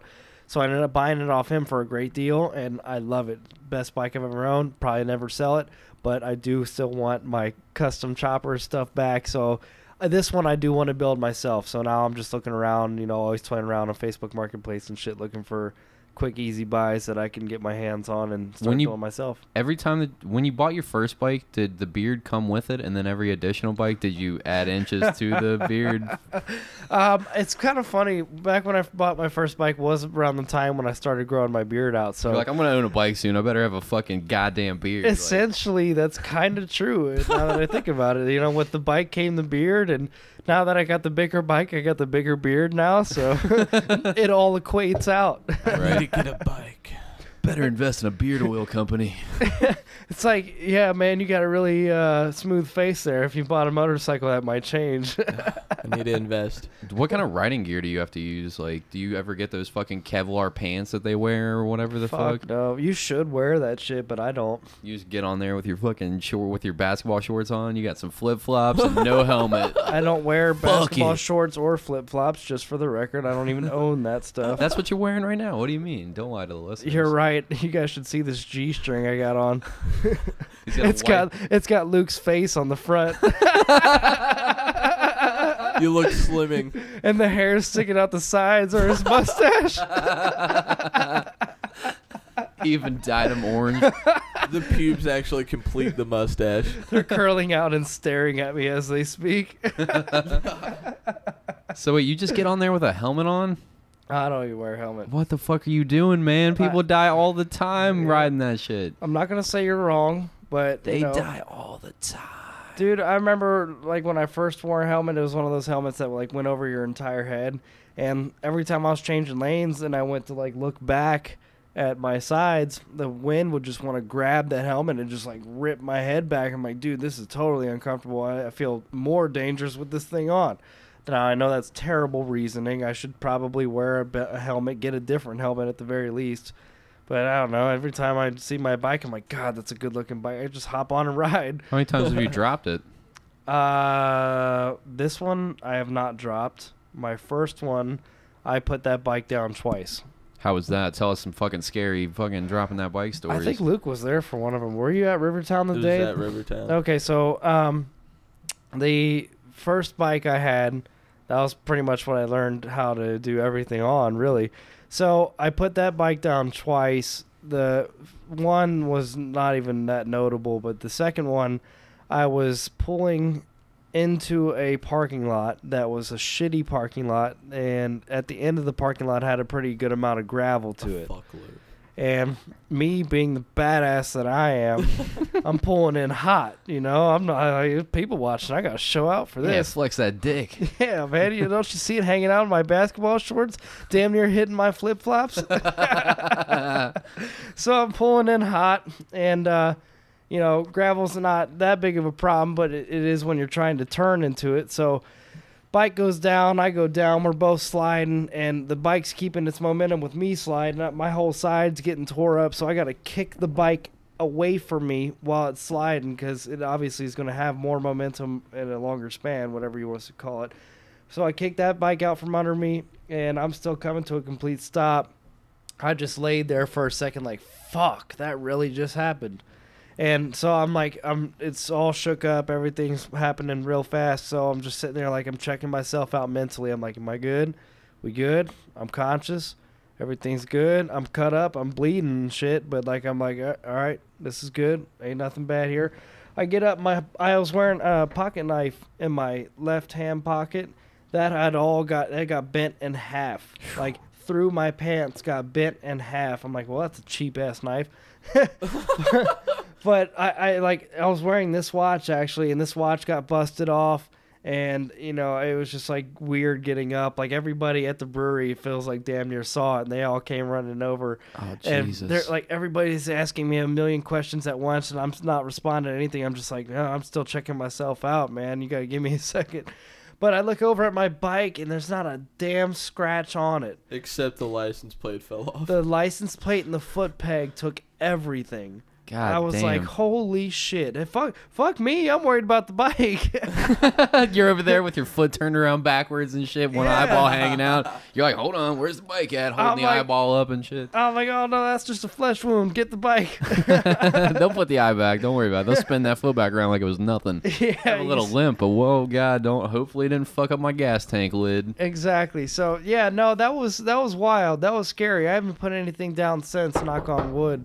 But I would totally. I'm an advocate for wearing a helmet. I just unfortunately don't do it all the time. So, trying to shake that, trying to mentally overcome that and do the right thing here. But I would suggest to anybody riding or getting into riding or doing anything of the sort to wear a helmet at all times. It is just the smartest thing to do. Who gives a fuck if it's uncool or whatever? That's bullshit. Wear a goddamn helmet. The other smart thing to do is join a biker gang. Yeah, if you get a motorcycle, you gotta join a biker gang. It's weekend meth running, casual. This motorcycle safety message was brought to you by the Bastard Sermon Podcast. He always finds the perfect time for that. Yeah, I know, right? Just gets it right in there. Yeah. How'd you get into riding? Did you just always want to do it, or is it just like you Growing had somebody? Growing up, I always loved the concept of a motorcycle. Actually, when I was younger, this sounds so cliche, but I used to watch the show American Chopper all the time. Mm-hmm. Like, I know that sounds lame now. And you always wanted to throw a chair at your dad. Yeah. Is that the one where they would freak out in the shop or whatever, and they'd be throwing chairs and stuff? And my dad used to piss me off all the time too, so I had very similar feelings. So, but no, I thought the concept and the ideas of bikes were really fucking cool and really fucking badass.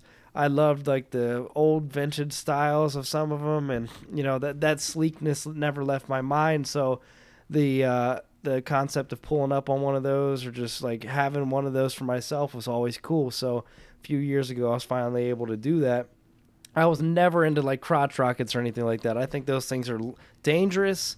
I don't think they're practical. They're not comfortable. That's for damn sure. They're so fucking tiny. I don't understand why people ride those things. Some people are thrill speed junkies, and that's cool, but that's not what I'm here for. I'm here to cruise. I'm here to enjoy myself. I like the way that my bikes now have been, so that was never my thing. So I just really like the concept of them. I like what people can do with them. I like what I could potentially do with one. I think that's cool as fuck. I got ideas. Like it's a theme bike, so I want to try to implement that. It'll teach me like how to weld better, fabricating, maybe even trying to do the painting myself. I don't know, who knows, so I can bring my artistic side into it. But I think all that stuff's cool. I think it's fun. It's fun to just hop on a bike and go ride, and feel the wind in your hair and all that. So it's a lot of fun. You make it sound fun, but unfortunately I can't grow a beard, so I don't think they'll let me into the Harley Davidson motorcycle shop. It's all good, man. You got the Jesus hair, so you'll be all right. And you got the vest, man. Yes. Yeah, you wear spikes and you have a Misfits air freshener. I'd say you've met, and you got all your teeth, so you've met the criteria. Well, technically I have all my teeth. You're overqualified if you got all your teeth. All these teeth right here are all fake, though. I mean, they don't come out. They're all fixed in my head, but they're not real. I'd still say you're qualified. I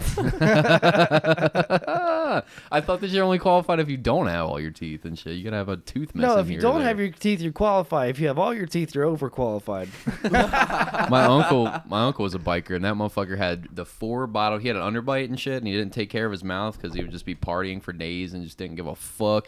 So you just had this, And he got before he got them pulled out, he just had like little black eraser nubs and shit. Like like an eraser that you'd use too many times. It was like, oh god damn, Chris, like get that shit taken care of. And then he got them all yanked out of his head except for these 4, because the only ones that he took care of were the 4 that he smiled with his little underbite or whatever.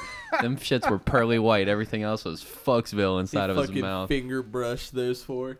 Yeah, dude. I don't know what it was, but I guess well, I probably shouldn't go too deep in case of family members listening or whatever. But yeah, he was a fucking biker dude, and he didn't have any teeth, and I felt like that made him more qualified to be a biker. So I like your logic here, fella. Yeah, there's qualified and there's overqualified.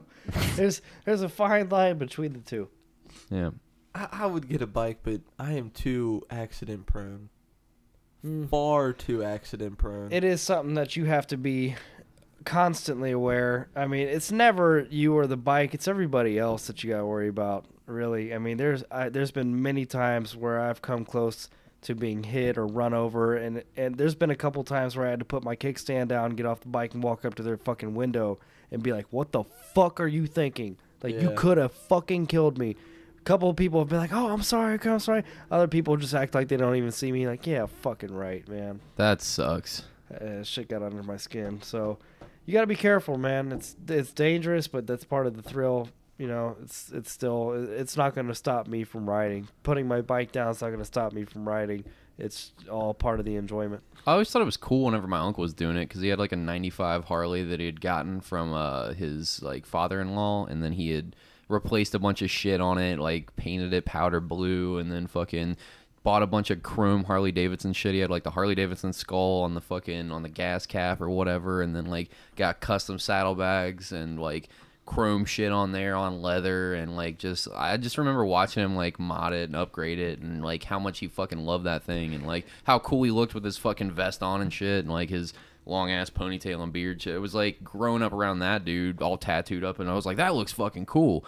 But then I got older and I saw some people like they got fucked up because of motorcycles, and I was like, I'm Gucci. I don't need any motorcycles in my fucking life. Like, I've broken enough bones and lost teeth and fucking hurt myself enough times where I'm just like, nah, I'm good. I don't need this shit. It's definitely an attachment. Like, the bikes that I owned prior, like, I owned a Kawasaki, I owned a Suzuki. But it's like, once you get a Harley, it's like, holy shit, this is like a whole other world. Mm-hmm. And you pay a premium for that too, but it's still like, man, there ain't nothing like riding a Harley.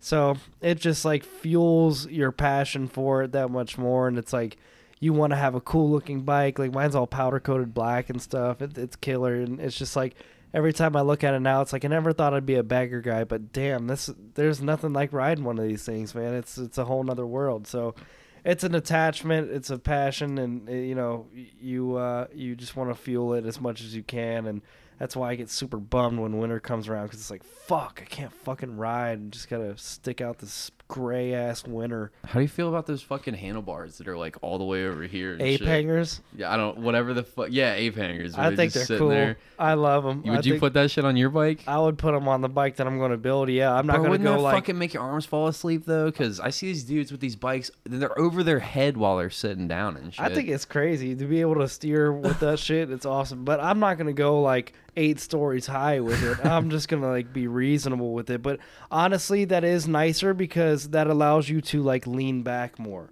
If you have stock bars, you're kind of like leaning forward uncomfortably, and it's like got your back feeling all fucked up. So it's arched. Even on my bike now, I'd like to raise my handlebars back a little bit so I can just like kick back and ride. All you got to do is lean and steer. So if your handlebars are up here, all you got to do is this.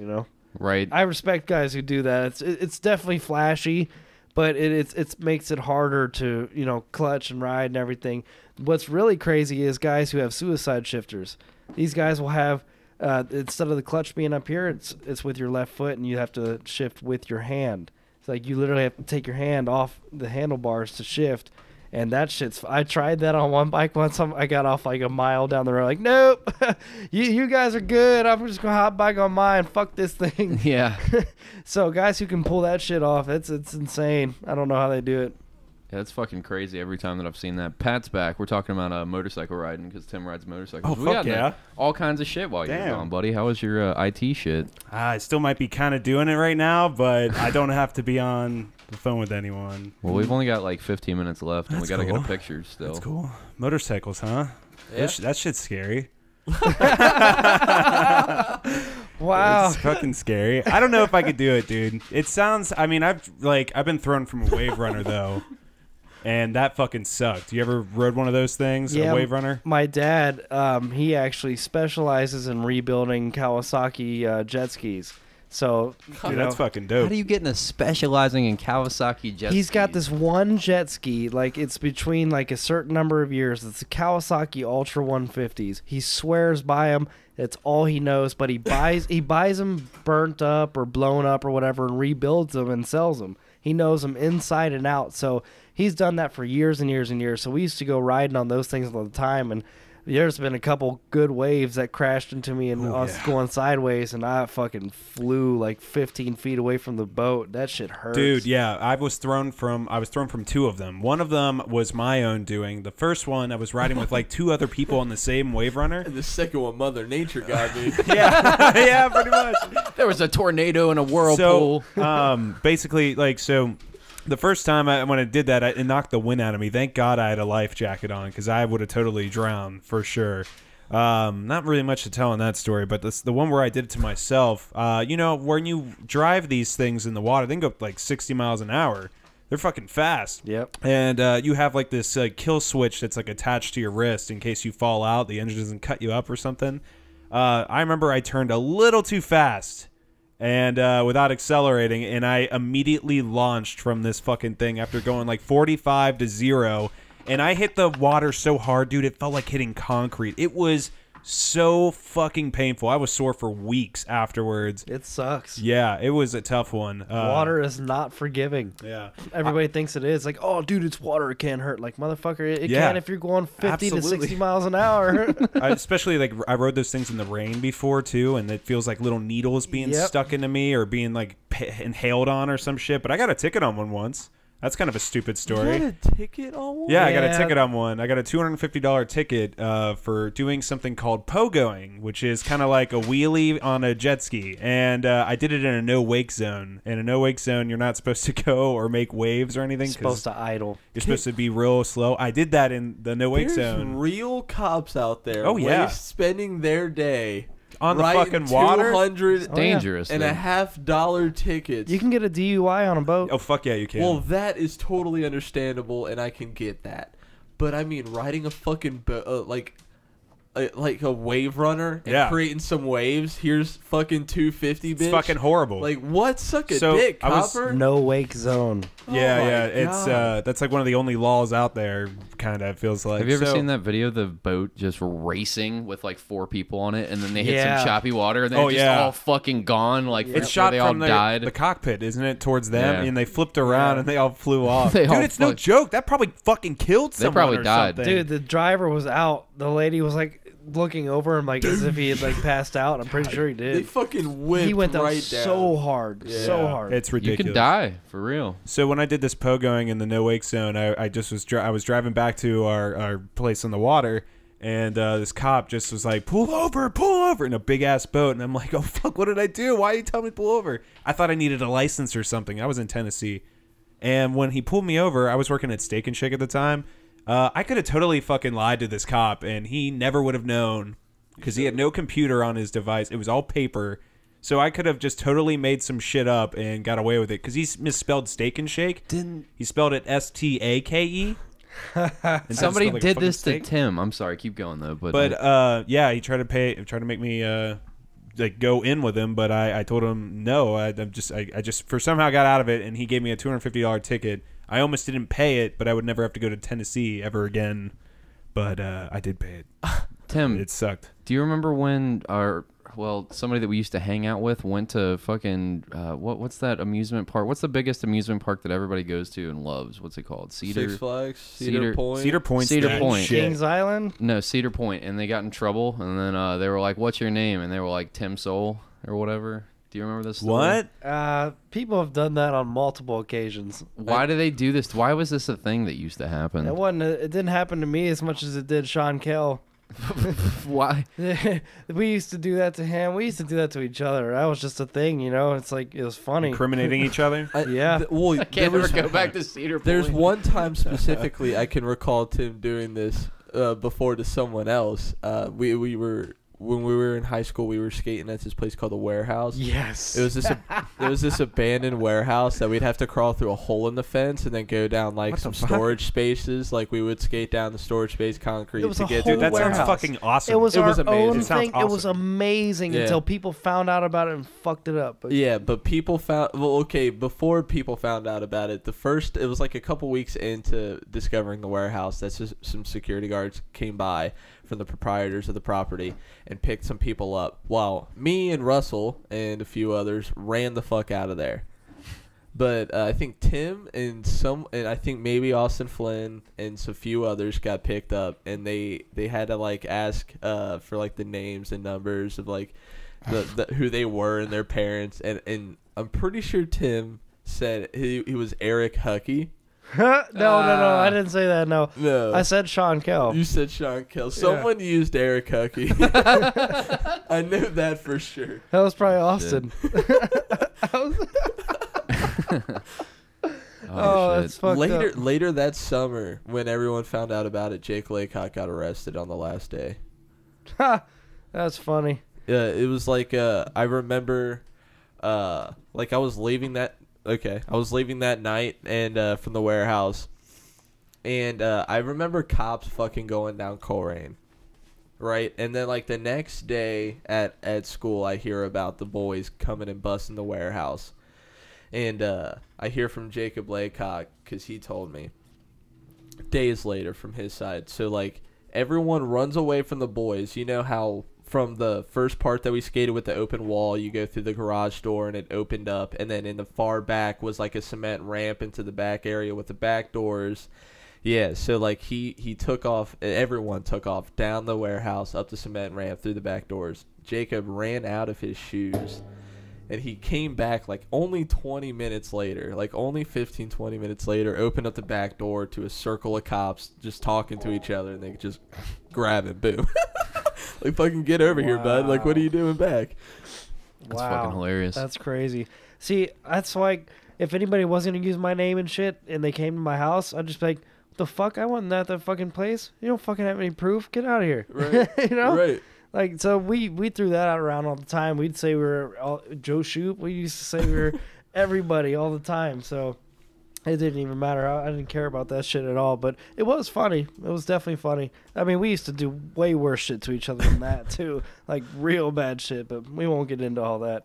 I wish we could. I wish we had more time, but we're at about the 2-hour point. I know you got to get out of here, and we got to pack all this shit up and get a picture and stuff. But Tim, thank you so much for coming on this podcast. It was a pleasure, man. Appreciate you having me Yeah, back, dude. man. Love this shit. Let's do a fucking food podcast sometime, my dude. Like, let's figure that shit out. I'm down, man. I got like racks of recipes and different ways to cook shit, so I'm totally down for that.